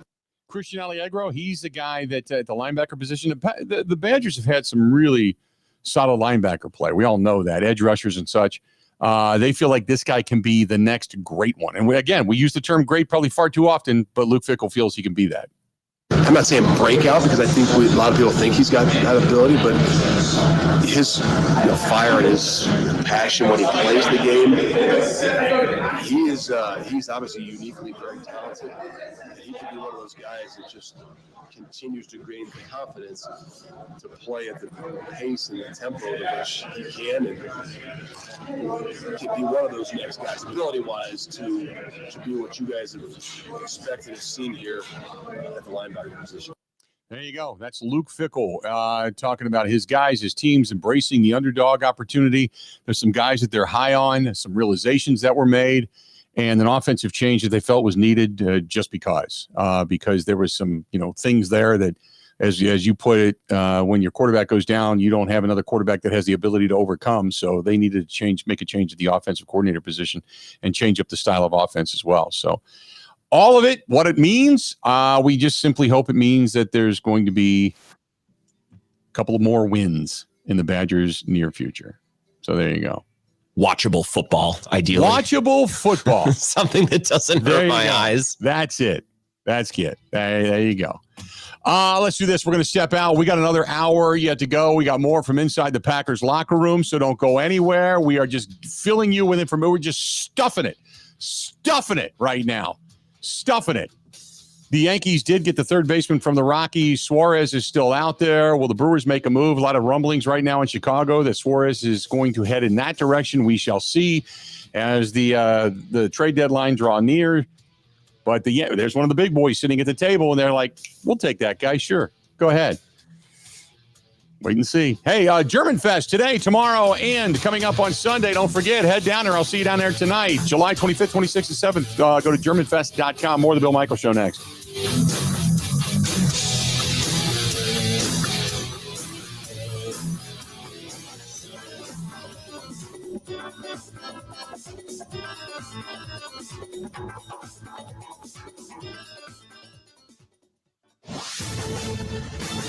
This is a Wisconsin Sports Zone update. Well, the Packers are back in the field for the third practice of training camp today. A couple of guys missing, including wide receiver Savion Williams, the rookie being held out with a concussion, though his first couple practices, head coach Matt LaFleur liking what he saw. Yeah, I think he's done a great job. I think he's another guy that showed a lot, and I think there's still a lot going on upstairs. So as to be expected, I mean, this is his first opportunity out there with the full team, and so we're excited about him. Williams, one of two wide receivers the team picked in the draft, the other being first-round selection Matthew Golden, who has also made some nice plays this week. Yeah, he's doing some nice things. Certainly, he showcases his ability to catch a football. It's pretty impressive. I mean, he uses his hands, and he's an aggressive catcher of the ball. And then he showed the ability to put his foot in the ground and had some good yak. So it's cool to watch these young guys kind of progress and learn. Packers will get tomorrow off from practice before getting back out there on Sunday, turning to Wisconsin. They'll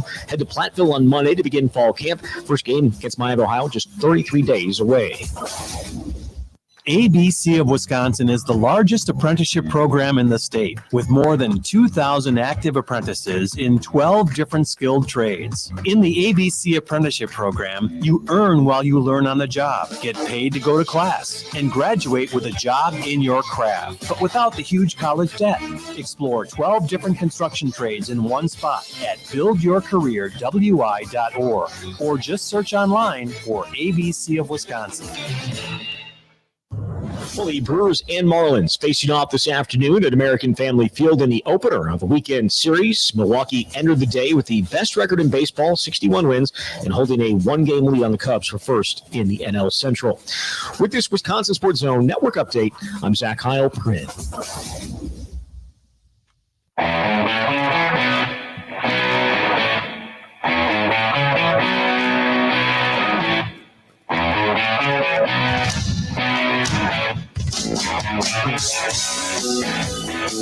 We have 3 hours down, and we still got another one yet to go. It's a banner day. I don't care who you are. Banner! Bill Michaels Show. We continue on. Great stuff. Yes, Mark, I'm going to be heading to German Fest. Not heading down to the 25th celebration at American Family Field today, but I'm heading down to German Fest for the opening ceremonies. Going to do dinner down there tonight. Just kind of enjoy a night, so to speak. Just taking it easy tonight. But also German Fest, big sponsor of the program, but also more so, they just jumped on board with a big donation for the motorcycle ride. And we're going down there to kind of, say our thanks, so to speak. So wanted to because you got to take care of those who take care of you, right? It's got to be a relationship that works in both directions. That's the only way everybody benefits. So that's what we're going to do tonight. But that doesn't mean I'm not going to be paying attention to Brewers baseball on the way down there. I'll tell you that right damn now. Nah, baby, nah. Going to be looking forward to it. 877-867-1670. Dan says, hey, guys, great discussion regarding the Milwaukee Brewers. I'm always yelling at my friends who bringing up 1982. I keep telling them to stop it. This team has not won anything since then. At what point do Brewers fans demand that they get back to a World Series? Dan says, I know how hard it is to win one, but damn it, you have to get there. It's not easy to get there, Dan. And I want to go back to the email or the message that a caller had brought up and told Grant to pass along. In the NFL, I feel it's harder to win a championship in the NFL than it is in Major League Baseball. I think that only for the fact that so much has to play into it. The injury factor and such, it just becomes so stifling, and you have to have a quarterback. If you don't have one, you're screwed. Baseball, you got to have good starting rotation, but when you get into the postseason, you got to have 3 really solid guys. You got to have, a bat or 2, and you got to play some good defense, have some speed, blah, blah, blah. Same thing in the NFL. But the disparity of money, because there's a cap in the NFL, it does disperse, at least perceptually, an equity of talent. Because everybody should be on the same playing field, right? They should be. Whereas not all teams are because of bad management. Major League Baseball, you get these guys, you groom these guys, they're in your system. It's not like football where you draft these guys and the first 3 rounds have to be players, have to be starters, have to be contributors. You got to be right here, right now. You could draft a guy in Major League Baseball as your first pick in the first round, and he may not see the field in a Major League stadium for 4 years. There's time to develop, and there's trades and things like that you can make. You can put teams together. Now it all has to come together. I get that. I don't know. I don't know.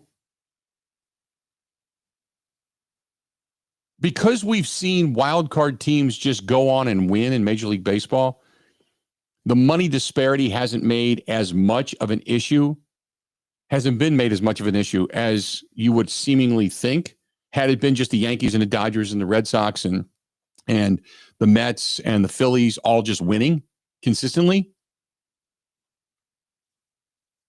If that was the case, then there'd still be this hardcore screaming legitimate argument. There is, but teams like the Brewers, and go back to when the Nationals won it, and go back to teams that were wild card teams and went on to win. You could look at the smaller market teams and go, okay, they've had some success. Kansas City's even won a championship. So I don't know what's harder. I think the physicality of football changes my mind a little bit because of the season and because of the pounding and the weather and yada, yada. But baseball, yeah, I guess if it was easy for everybody to do, everybody would have done it at least once. And the Brewers, unfortunately, have never done it. So maybe it is just harder to win in the game of baseball. But you would think since 1982. Think about that. 43 years. Think about that. 43 years the Brewers have not been back to a World Series. That's saying something. They've really only been close twice. Right. The only two NLCSs they've made were 2011 and 2018. Right. It's not like they've been knocking on the door. Now, these last 10 years, right, if they keep, Bill, if they keep this up, if they keep making the postseason with this frequency, I think at some point it'll happen. Because we've seen it happen for other teams, mostly against the Brewers. Right. Right. I think the big reason why over those 43 years they haven't done it is they went like 25 or 30 of those years just not even being in the ballpark. Right. Pardon the pun. I think that really has hurt them.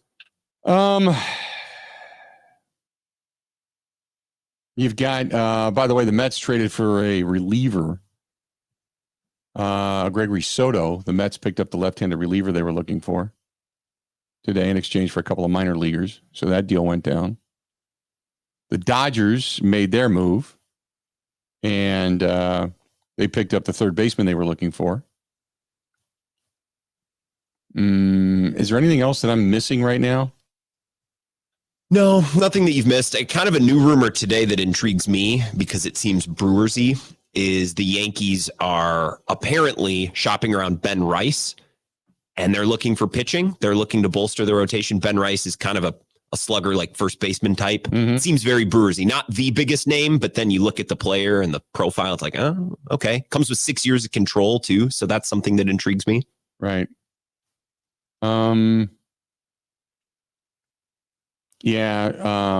Still the Eugenio Suarez stuff continues to circulate. I'm just reading some things that are going on, but yes, Mark, Ryan McMahon did go to the Yankees. You got to think, what is the price for Suarez that the Yankees decided to go with McMahon? You know what I mean? Because Suarez is the guy.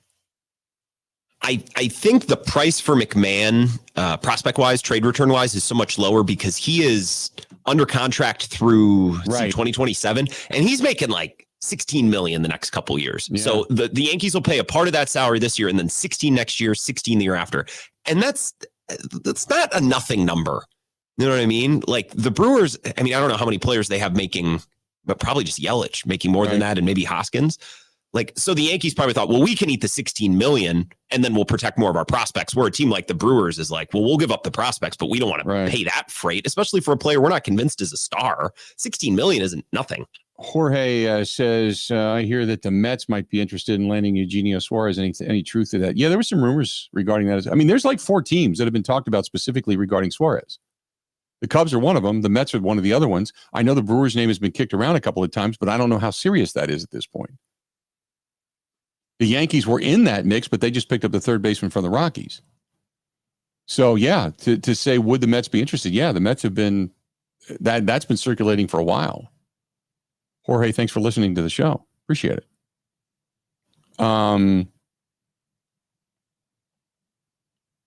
Stan says, I thought the Cubs were needing starting pitching. Just depends on what you're looking for out of a starting pitching. And again, it goes back to, like you said, when you talk about what the price is going to be, what may be easier to fill.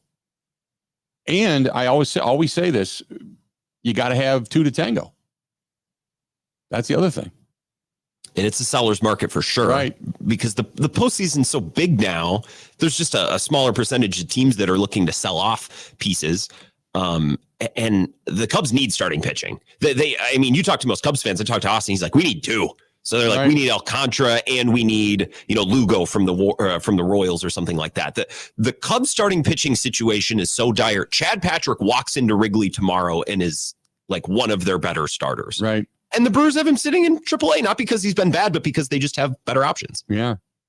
Duran, the left fielder for the Red Sox, is another guy that's talked about possibly being on the move along with Suarez when you talk about the outfielders and infielders. And I was just reading, God, who wrote this? I can't remember. It might have been Buster Olney. I was making some notes, but they said the Dodgers, the Cubs, the Mets, the Yankees, the Tigers, and Phillies are all thinking about going all in to boost their 2025 World Series hopes. But you're talking about all money clubs.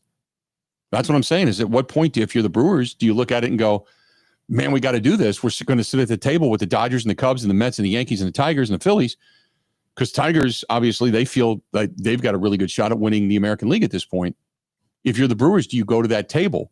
But the problem is the Dodgers, the Cubs, the Mets, the Yankees, the Tigers, the Phillies, all are going to raise that level of price. At what point do you have to say, I fold? And you're not folding because you don't want the player and you don't have more want for that player. You fold because the stakes got too high. And those teams that's where you start talking about salary caps. But at what point, if you're the Brewers, do you go, no, we're gonna jump in on this. We're gonna go in on this. Interesting stuff. But that's where kind of we stand today as you're starting to see some movement now in the trade market. So anyway, let's do this. Nate Hobbs, he is one of the newest Green Bay Packers playing in the secondary. He met with the media. Take a listen to what Nate Hobbs had to say. How do you think your versatility will help this Packers secondary? I feel like it'll free up half on the play calling, and I feel like it'll bring confidence to the guys wherever I'm at, whether I'm at nickel or corner. I'm going to bring energy. I'm going to run to the ball and make plays. I know you had that PBU today. What's been your mentality in these early days of training camp? I should have caught it. That's all. Get my hands on the ball and keep it on the ball, you know? So. Nate, outside and inside. I mean, do you like one over the other? You said what? Outside or playing outside, playing inside. Do you like one better? I love each of them for different reasons. You know what I'm saying? I grew up playing defense. I know a lot, and I grew up playing offense and defense, but I love defense because it's more of a challenge. So I just challenge myself at both positions, and I love it for different reasons. So. How has the transition been? New city, new scheme, meeting everyone, learning everything? Green Bay. But it's been the guys, man. It's like a family atmosphere, and it forces you to get in your playbook, get with your guys, you know what I'm saying, build relationships. So, and the people of Green Bay are great people. They love the Packers, and it's super supportive. So I appreciate that. What do you think the personality of the senior is between you and Keyshawn and Carrington and Alco? I think the personality is we on whoever want to do whatever, we're gonna take it there. Straight up. The rest of the defense, I think I'm running around with a pack of dogs. We run to the ball, we try and get the ball out, we try and belt to ass, BTA. You know what I'm saying? Why do you feel like you've gelled so well with this room and this entire defense? It feels like you've been here for longer than just a couple months. Man, I think it's just a testament to my teammates, to my coaches, you know what I'm saying? They made me feel welcome, they made me feel comfortable, and I feel like it's been a smooth transition for me. I've been in this defense, a version of it before, so it's just a testament to my team, man. For real. You feel like the expectation of what you expect to come in here is kind of match the reality? Is it more or less? I think it's matched my reality. I knew when I was coming to Green Bay, that was going to be a chance for me to change the trajectory of my career. You know, I've had a good career, but I don't feel it's been great, and I feel like this has given me an opportunity to be great and just build bonds that'll last a lifetime. I love that quote. I'm really good. I feel like this has given me an opportunity to be great. Talked about the fans and the culture and everything, and about how, you know, there is nothing there that I've heard at all. And again, optimism reigns supreme when you're only 3 days into camp. But there's nothing that anybody has said that throws any questions into my head. It has been like a quote from everybody that you can take and you can say, okay, I can write that down and pin that up. I feel like this opportunity has given me the opportunity to now be great. I love that quote. You know, I've had a good career, but I don't feel it's been great. And I feel like this has given me an opportunity to be great and just build bonds that'll last a lifetime. Yeah. Love that, man. That's write that down. There's nothing like the Packers going to take players from the worst run franchises in the NFL to bring them in. And they're like, oh, so this is how it works in other places. Yep. And not that it's led the Packers to the Super Bowl, but it's a funny dynamic. I hate to use the team that I formerly covered back in Cincinnati, but I had a couple of players that had been in Green Bay that have gone on to play in Cincinnati. And they said it is like walking, the basic course was One, you're at a Fortune 500 company and your expectation is extremely high, and the other one is walking into a mom and pop shop where they can't even figure out where the receipts are. That's basically it. Bilse, BTA. It's just a level of competency, I guess. Hey, if you are out and about this weekend, maybe you're heading down to check out home run derbies and all that kind of good stuff, whatever it happens to be, check out our friends at Sobelman's. Sobelman's Pub and Grill. They are right there on St. Paul Avenue in Waukesha. Right there on St. Paul Avenue in Waukesha. Good stuff going on at Sobelman's. And they are St. Paul Avenue, I should say, in Milwaukee, William Street in Waukesha. And whether you're going in for the great burgers that they're known for, the burgers, the hospitality, the great setting, the old historic building that they're in, or you're going out in Waukesha to that really cool place. It looks like it's something right out of an Old West movie, where you're going to hitch up your horse and head inside. Both places, spectacular atmosphere, and they've got those good burgers on those brioche buns with those big, giant Bloody Marys that have a meal in them within themselves. Stop in and say hi to our friends over there at Sobelman's. Meet at Sobelman's. Milwaukee and Waukesha. Covering Wisconsin sports like a blanket. This is the Bill Michaels Show on the Wisconsin Sports Zone Radio Network. Truck drivers, it's time to take your skills to a company that invests in your safety and comfort. Schneider's newer and well-maintained equipment keeps drivers moving and making money. Our trucks are spec'd with the latest safety and comfort features that drivers want. Plus, we offer a huge selection of driving jobs so you can find a job with the home time and schedule you've been looking for. Upgrade to a better driving job today. Search jobs near you and apply now at SchneiderJobs.com. That's SchneiderJobs.com.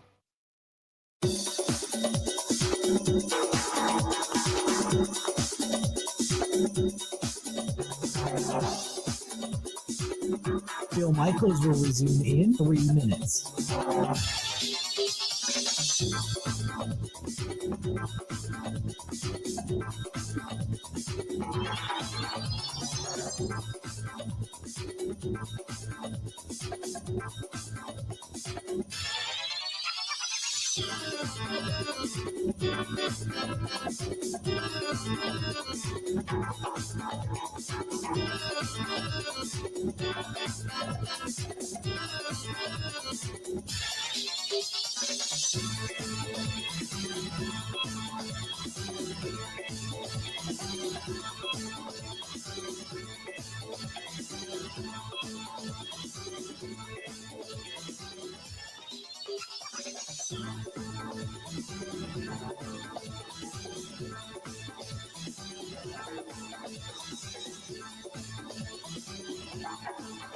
Bill Michaels will resume in 2 minutes.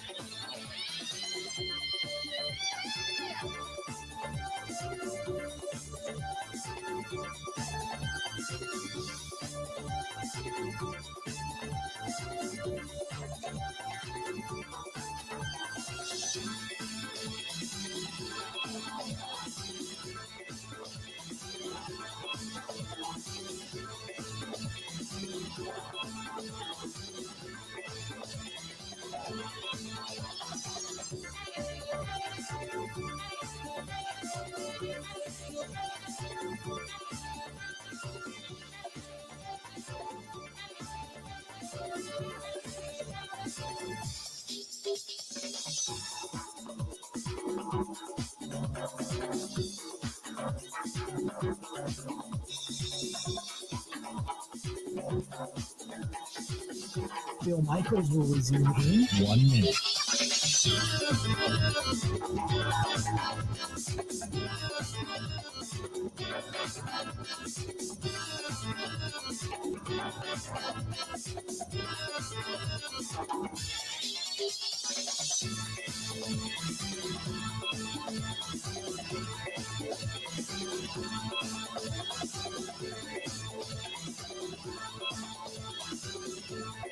Bill Michaels will resume in 30 seconds.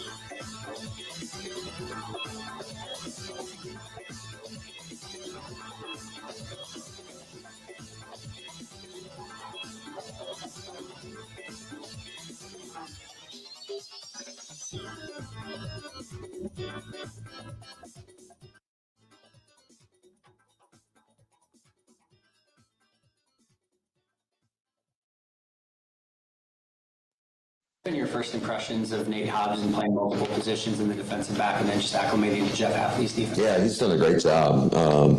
You can really see the guy's a competitor, and that's why we loved him on tape. He's tough. And he was primarily a nickel with the Raiders, and so it's been pretty cool to watch him come in, play a lot more outside corner, but also we know what he can do. If we want to put him inside. What is it about him that gives him the ability to step on the perimeter? He's just a talented player. Obviously, you got to have a certain skill set to be able to do both, and he has that. That's why we went after him. Again, Packers loading versatility. Always have. Always have. Going to be out and about this weekend, maybe checking out a Brewers game, something to that effect. You can always check out our friends over there at DJ's Goalpost. Talking about a lot of memorabilia, Brewers memorabilia specifically. I mean, they got a lot, but if you love the Brewers and you want to go watch Brewers games in an atmosphere with a lot of Brewers memorabilia, that's DJ's Goalpost, Appleton Avenue in Menominee Falls.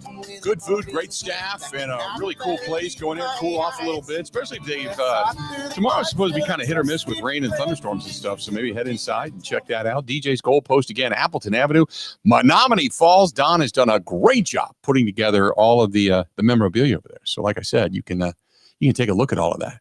Just kind of, it'll take you about an hour or two to go through and see everything that he has to offer. It's amazing. But DJ's Goalpost right there. Coming up bottom of the hour, you're going to hear Mike Clemens in our conversation with that man. That's going to be coming up here in just a little bit. 877-867-1670. This one is from Grain Man Mike. Said, let's just say the Brewers are 500 right now and becoming a selling team. Who on this team would the Dodgers, Yankees, Red Sox, Cubs want?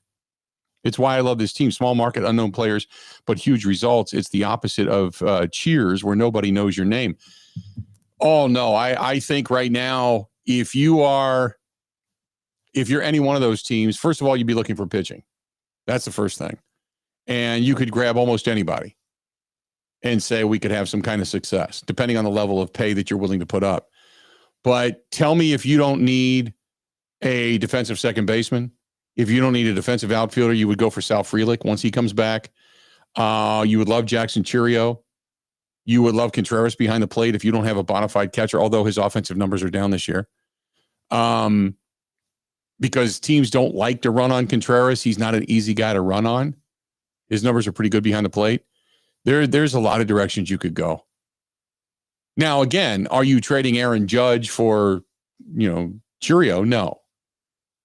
But if you're going to go after an arm, you go after Peralta. You go after Woodruff. You can go through the whole list. Mizorowski, the whole group. So, yeah, if I'm the Brewers, you're sitting kind of in the catbird seat. You've got a plethora of pitching. There's rumors out there that Suarez, the Brewers were offering Henderson for Suarez. Now, I don't know if that's true or not, but that was one of the rumors that I saw out there earlier today. I would do that. Yeah. I would do that in a heartbeat. Right. 877-867-1670, 877-867-1670. Out of the 608, hey, Bill, I think the biggest difference between the Packers and the Brewers is that with the salary cap, the Packers can retain their top players like Favre and Rodgers. I would consider them top 5 best players of their position over their careers. The Brewers can get that talent, but when they get to an elite level, they can't afford to re-sign them because of big money. Yeah, but in Green Bay, you keep a guy like Favre or company and Rodgers, and you got their contract for 4 years. 5 if you give them the 5th-year option. And then you got to pay him the big money. You get it for like 7 or 8 in Milwaukee. So that's kind of a wash. Because by the time you were getting ready to get rid of them and they have hit the elite status, you can make your decision. But chances are you've had some elite years because that's why they're going on the open market to get the big money. So you've had that elite year and those elite numbers. Usually by the time they're between the ages of 28 and 30.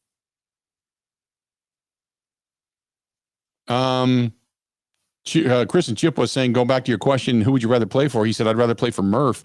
He feels like the gruff grandpa that I hate to disappoint, while Belichick feels like a pontificating step uncle who's just a giant douche. Yep. How fast, by the way, did the bloom come off the rose when Belichick lost Brady? Right. And McDaniels, went to try to get another job. He just hired all his friends and was just an a-hole. He's like, I'd rather lose and do this my way than ever consider changing any of my thoughts or views on how to build a football team. That was part of it. And that's probably what began the downfall of his inability, even if they didn't win, the non-flexibility of Bill Belichick and the fact that he just looked so obstinate in what he did. Remember going back to the draft that was COVID and he put his dog at the kitchen table? You know, it was kind of like, this is a joke and I am who I am. I'll do what I want to do. It was kind of like the absolute positive level of arrogance that Bill had or condescension that he had, whatever you want to call it. But that was where, I said at the time, I said, that might be the beginning of the end of Bill Belichick as far as the Patriots go. But he has got a lot to prove right now in North Carolina in that collegiate program. There was just so many. Did you see, I saw some of Kevin Holden's coverage of the ACC, and there's a lot of people love Bill. It's Bill Belichick. It's a big name, and it is. It brings a lot of shine, a lot of cachet, and a lot of swagger, but a lot of expectation to that program. And they're also looking at it with their arms folded and a raised eyebrow after all of his girlfriend stuff, saying, are you even for real?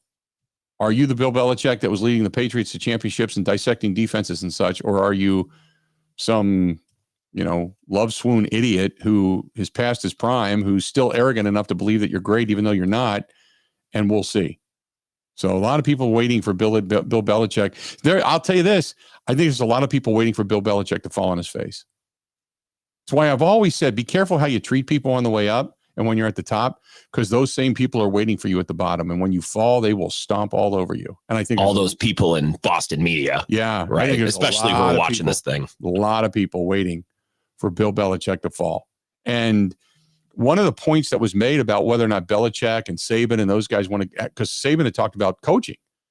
And, Saban's making, I think, $20 million a year being an analyst for ESPN. So you go out, you make your 40 million, 60 million, whatever it is. And then Saban has talked about coaching. And remember, he failed in the NFL and ended up going back to, the collegiate game where he became a championship coach. But one of the things that he got out of coaching in the collegiate level for was because of this nonsense right now going on with NIL. And so they were asking him, if you wanted to go back to coaching, what would you do? He talked about the NFL, because you don't have to worry about it. The guys are already paid. You're not re-recruiting those guys. They're paid. What you have is what you have. And it goes back to the organizational skills and capabilities as a coach in the NFL. But, how many players did he develop when, let's just say quarterback wise?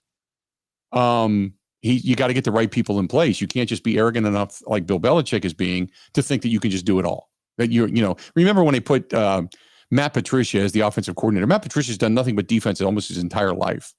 I think he was the O-line coach that year too. I think they had him doing both. Right. It was so stupid, but that was Bill. I can do whatever I want and I'll do it. And you can't tell me anything. So that's kind of the difference right now between when we're talking about Belichick versus Murph. Murph is just a much more down, humble guy. Cody from Cochrane also said, I'm over celebrating the 82 team. No disrespect. I like you want to celebrate championships. I hope that they take 2 out of 3 from the Marlins and don't ever look ahead of them and the scrubs coming to town. I agree with that. John and Eau Claire, could you imagine if Ed Policy told people that he is there to, quote, provide a winter of family entertainment? Kind of like what Mark said. Oh, yeah, John, there would be a revolt. They'd already be kicking in the doors over there at the pro shop to bring their gear back until Ed Policy was out of town. Well, Ed Policy did kind of say, well, we want to keep the Packers in Green Bay. And everyone's like, whoa, what does that mean? Yeah, right. So we got a little taste of that, yeah. 100%. 100%. What else do we have? I'm just kind of reading some text off the text line. I want to make sure everybody was heard. Ryan and Manitowoc, I'm thrilled to see what they can do, what they do on offense, which to me is surprising normally. I am a defensive crush kind of guy. I have the question on the defense, though, getting the pressure on the quarterback, et cetera. I'm waiting for the game where Love just does the last game-winning drive, 1 timeout left, et cetera. I would love it if it was against the Steelers and Rodgers, even though I am a Steelers fan. That's Ryan. That is Ryan. So there we go. Here's my situation with Jordan Love that I keep bringing up on my show. So it's 3rd downs, 4th downs, red zone, where him and like Romeo Dobbs or Tucker Kraft in the past. They haven't been good enough. The situation, I go all the way back to the Niners game 2 years ago. There's 6 minutes left. It's a gotta have it game. You're up 4, and the defense gets a stop and gets you the ball back.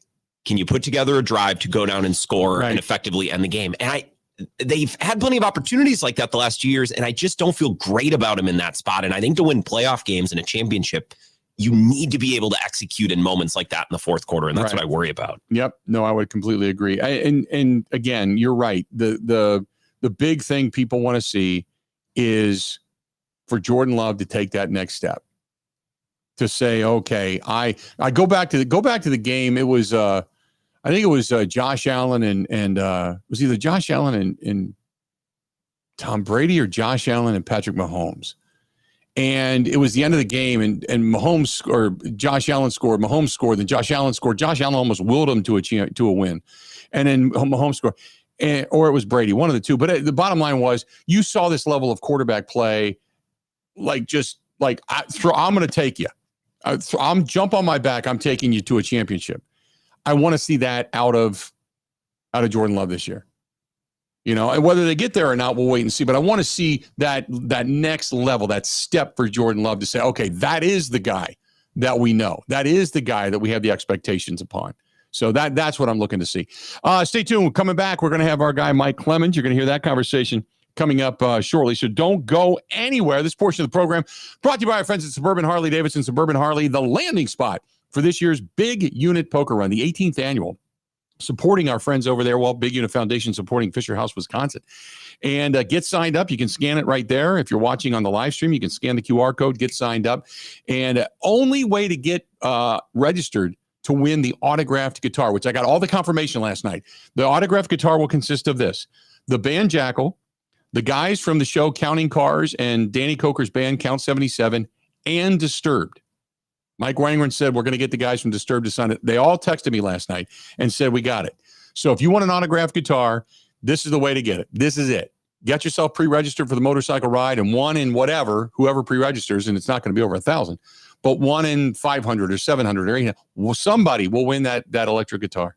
But get yourself pre-registered, save yourself some time at check-in, get yourself ready to go. For all the information regarding the ride and the support of our friends at Suburban Harley Davidson, go to bigunitfoundation.com. That's bigunitfoundation.com. We'll hear from Mike Clemens coming up next. Covering Wisconsin sports like a blanket. This is the Bill Michaels Show on the Wisconsin Sports Zone Radio Network. For windows with the strongest resilience, you need the Pella Experience. The biggest thing for us in the Experience Center was a collaboration with the team. We were able to come in and sit down and go over a bunch of different options, and it wasn't just us dictating what we wanted. They asked us things we didn't even know or think about, from colors to hardware, and because of that, we were able to get the best possible look for our home. Hi, I'm Gina Della from Pella. Just like Jim and Haley, you too can see, feel, open, close, and compare dozens of window and door options from 7 different Pella lines, side by side, at our Pella Experience Center in Brookfield. And today is a great day to stop by, because right now you can get 0% interest for up to 5 years. The Pella Experience Center is on Blue Mountain Road, kitty corner to delicious cups. With a range of affordable options and products assembled in the USA, get the look you want at a price you can afford. Visit PellaWI.com today. Certain restrictions apply in summer 2025.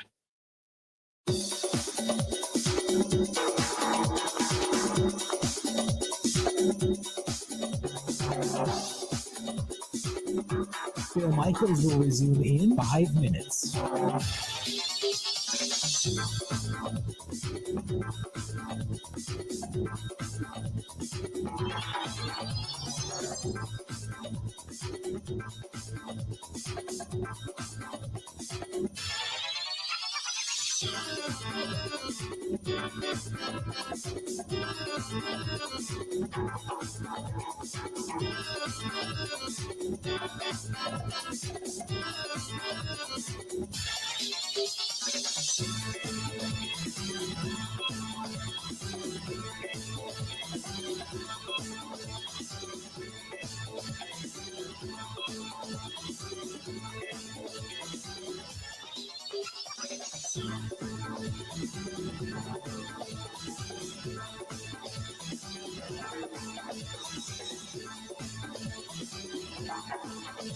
Bill Michaels will resume in 4 minutes.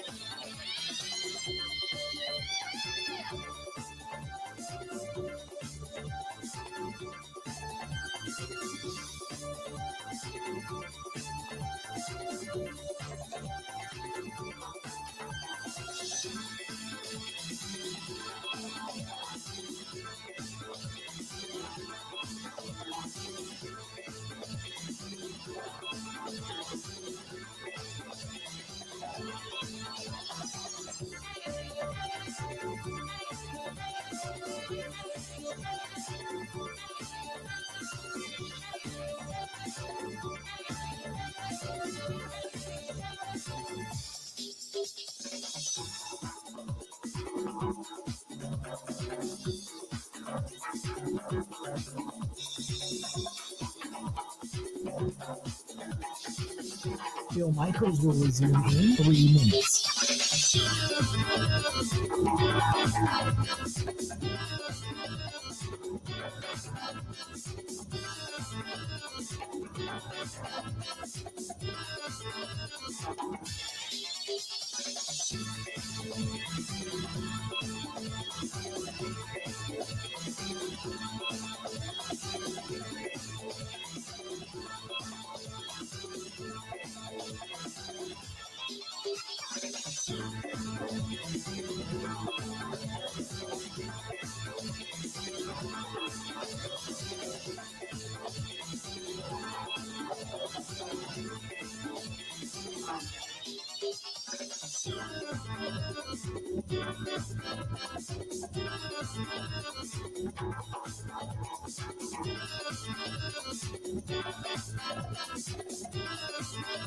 Bill Michaels will resume in 2 minutes.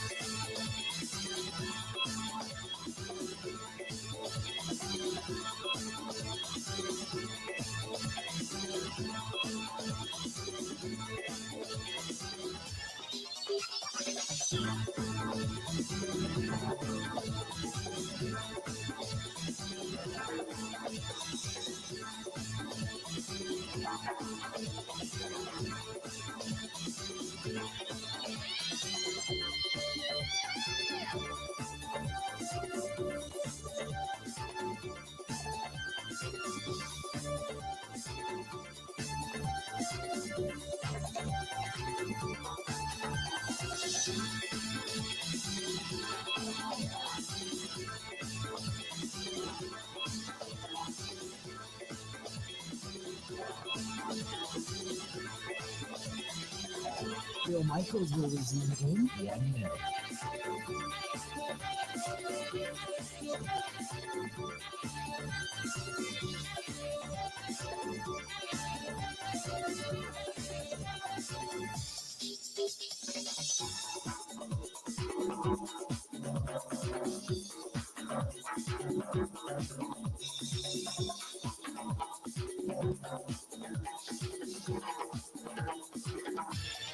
Bill Michaels will resume in 30 seconds.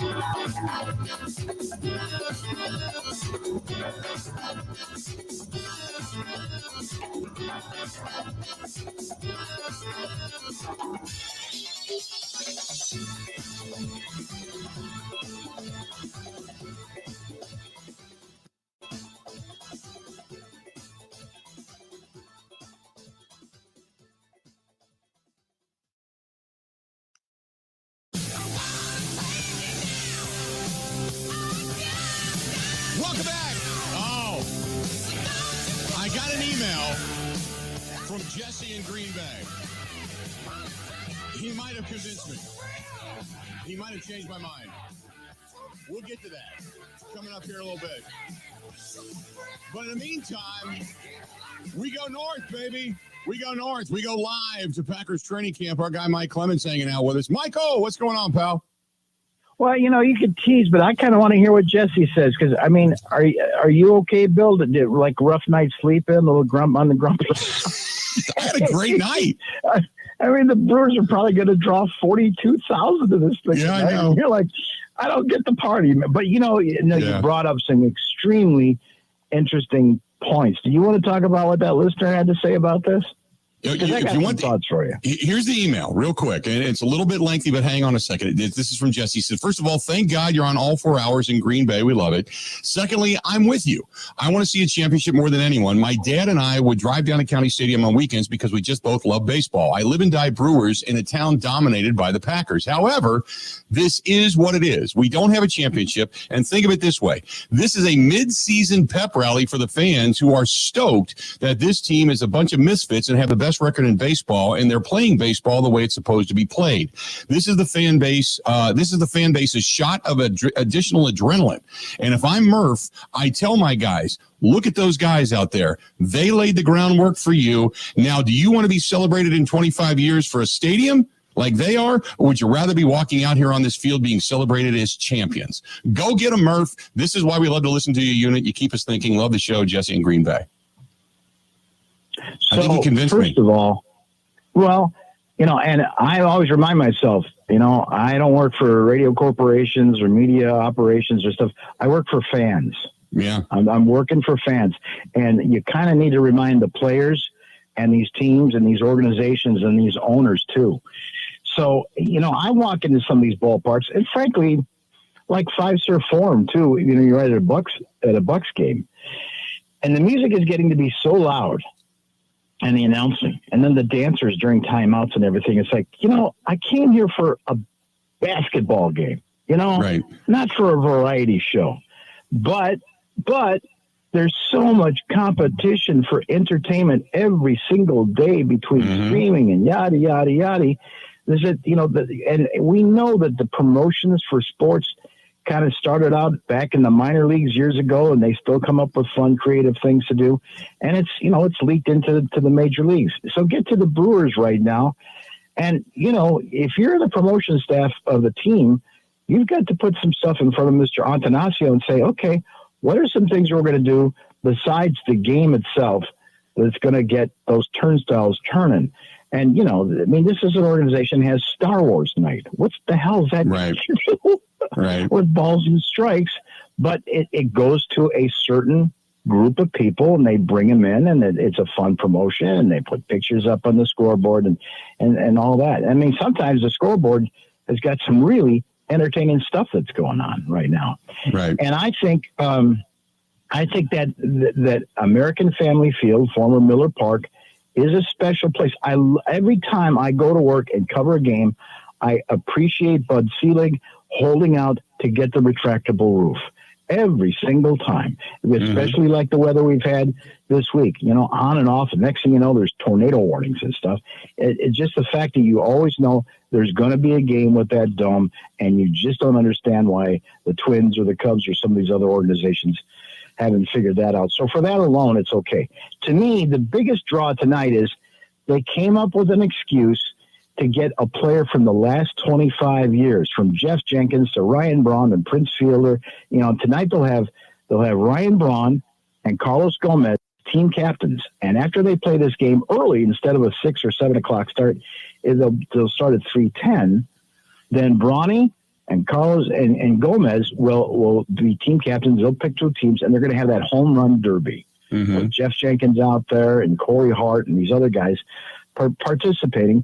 And so that's the draw. And you know what? You don't want to do that on opening day. That's a good idea, but I don't think you want to do that on opening day only from the standpoint of, you have to space these promotions out, so right. It's all about the turnstiles. But at the end, to get all those former players back is great. Now the fact that currently you have the best record in baseball, I mean, that's just a bonus.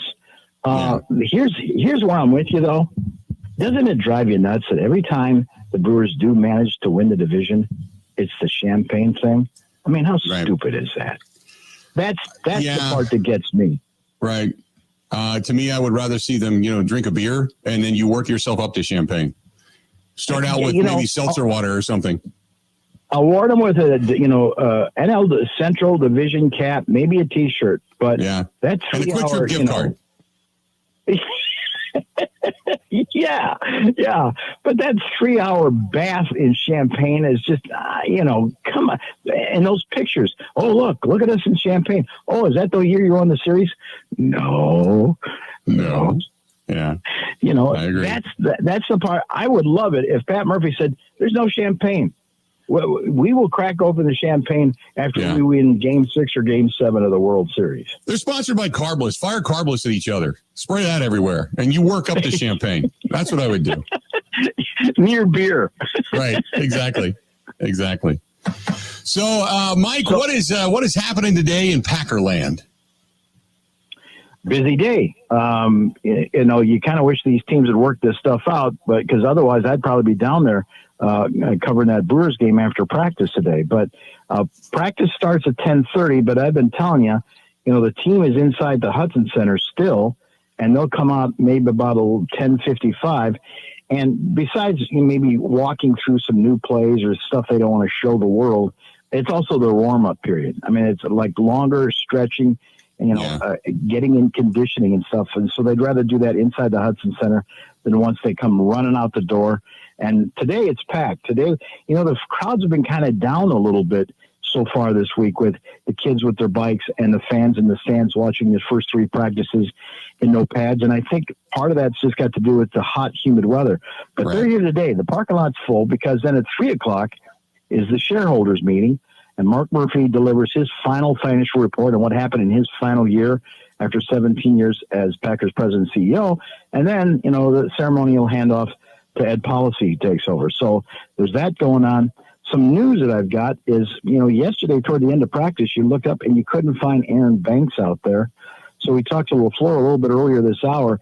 He said back injury. Nothing serious, but your left guard now has got a sore back, and so does your center, Elton Jenkins, who's down there on the sidelines working out with a therapist yesterday on his sore back. So a couple of injuries we're watching on offensive line right now. Yeah, that's you just got to get these guys together. At what point do we think we're going to see any movement with the Elton Jenkins thing? I've been told to go check in with the PR director here. And when I get off the phone with you, unless someone's already gotten that information and tweeted it out or something, we might have an update on that. But that's all I know in that situation. Anything interesting? Because we're going to play some of the Rasheed Walker stuff and Javon Bullard and all the different stuff that you sent us from yesterday. What intrigued you when you were talking to some of the guys in the locker room yesterday? Sean Ryan is playing center. Okay. Right. And they put him in there early. He hasn't played a lot of center. And yesterday I saw him up against 97, Kenny Clark. And even though it's just helmets and shorts, they're going 100%. They're going fast. And so the whole offensive line is supposed to shift to the left, push to the left. And Kenny Clark wasn't having anything with it. And if he pushed him a little bit harder, he would have beat Sean Ryan and thrown him on his back. So, Mike, what does Sean Ryan playing center mean for Jacob Monk, who was supposedly that 5th round draft choice last year, was supposed to be the backup? That we really want to see Jordan Morgan in a right guard as the next guy, as the 6th man. Right. That's what it says. Our 6th man is our 1st round pick from last year. We need to see what this kid's got after spending most of last season with the shoulder injury. So that's what that means. Obviously Zach Tom ain't moving from right tackle after the deal that he just signed. Rasheed Walker, who I think is now the first guy on the line, is the left tackle, right? Right. So, it's his job to lose over there, but that's the way that's playing out. Here's the good news. And then someone asked me, hey, how's Rashawn Gary look? I said, I'll start talking about defense when they put the pads on. But yesterday, Jordan Love, first team offense, 22 lines up wide right. It's Matthew Golden, your 1st round pick at wide receiver. And they brought him in just a little slant route over the middle, about 7 yards. He's on the right hash, looks up. Jordan Love hits him. He grabs the ball. He turns upfield, and now he's got a corner, a nickel, and a safety on him, including Evan Williams. He jukes one little juke move, and then he explodes up the middle of the field. And you're like, oh my God. Bill, all they got to do is complete a short, high percentage pass to Matthew Golden, and he gone. And they did that. Once they did it once, they brought it back a couple of more times. Be looking for that. Hey, Mike, real quick, when you talk about Matthew Golden, in comparison, stature-wise, body-wise, physicality-wise, is he a different caricature than what Christian Watson is? Because we don't know Christian Watson has speed, but if you hit him, I mean, but what I saw out of Matthew Golden in the workouts, this guy's a muscular cat. He's not a tall, lanky, non-physical dude. No. Now, Christian, because of his height and speed, just seems to be more imposing, more intimidating, and he keeps on doing a nice job of building up that upper body as well. Now, I'll tell you what, it's like McCall Hardman and Matthew Golden. They're short. They're not very big dudes. They're not even as big as as Greg Jennings was.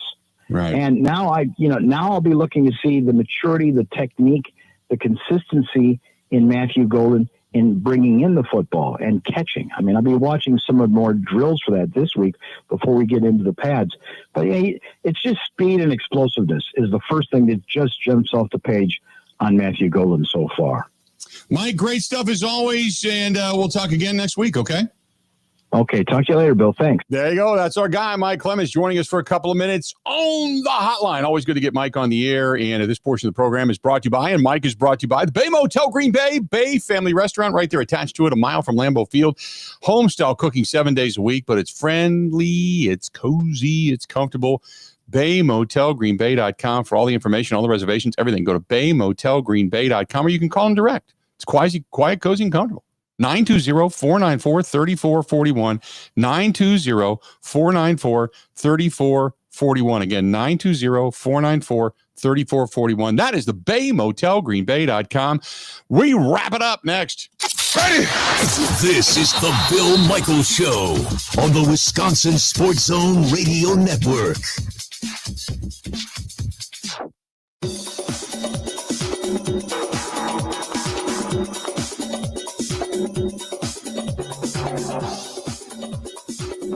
Bill Michaels will resume in 3 minutes.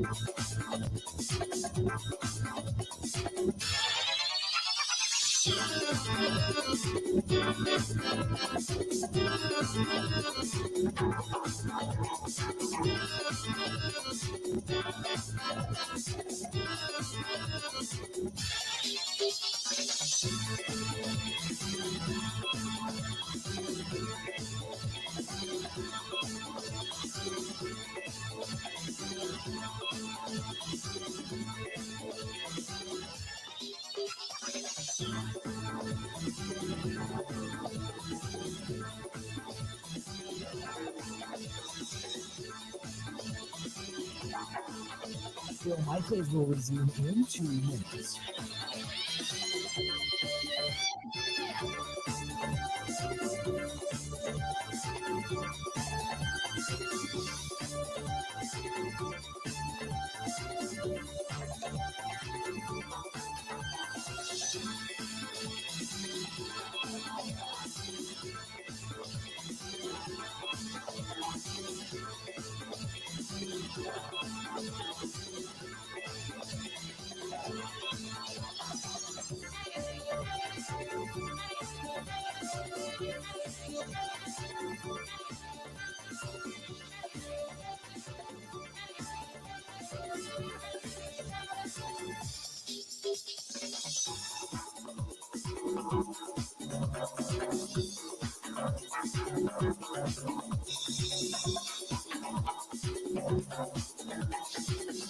Bill Michaels will resume in 1 minute.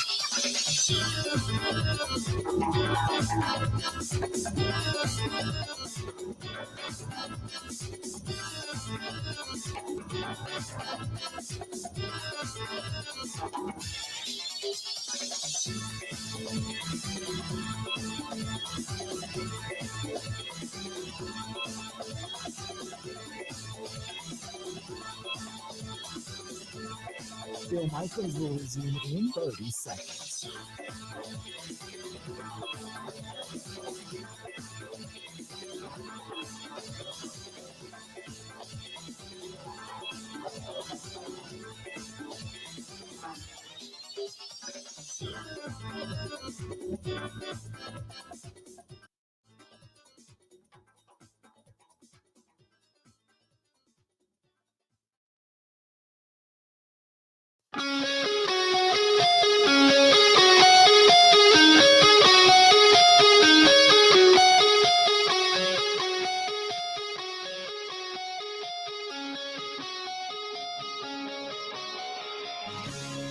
If you're going to be out and about this afternoon, out in the lacrosse area, Buzzard Billy, stop on in, get yourself something to eat, a little happy hour, watch the Brewers baseball.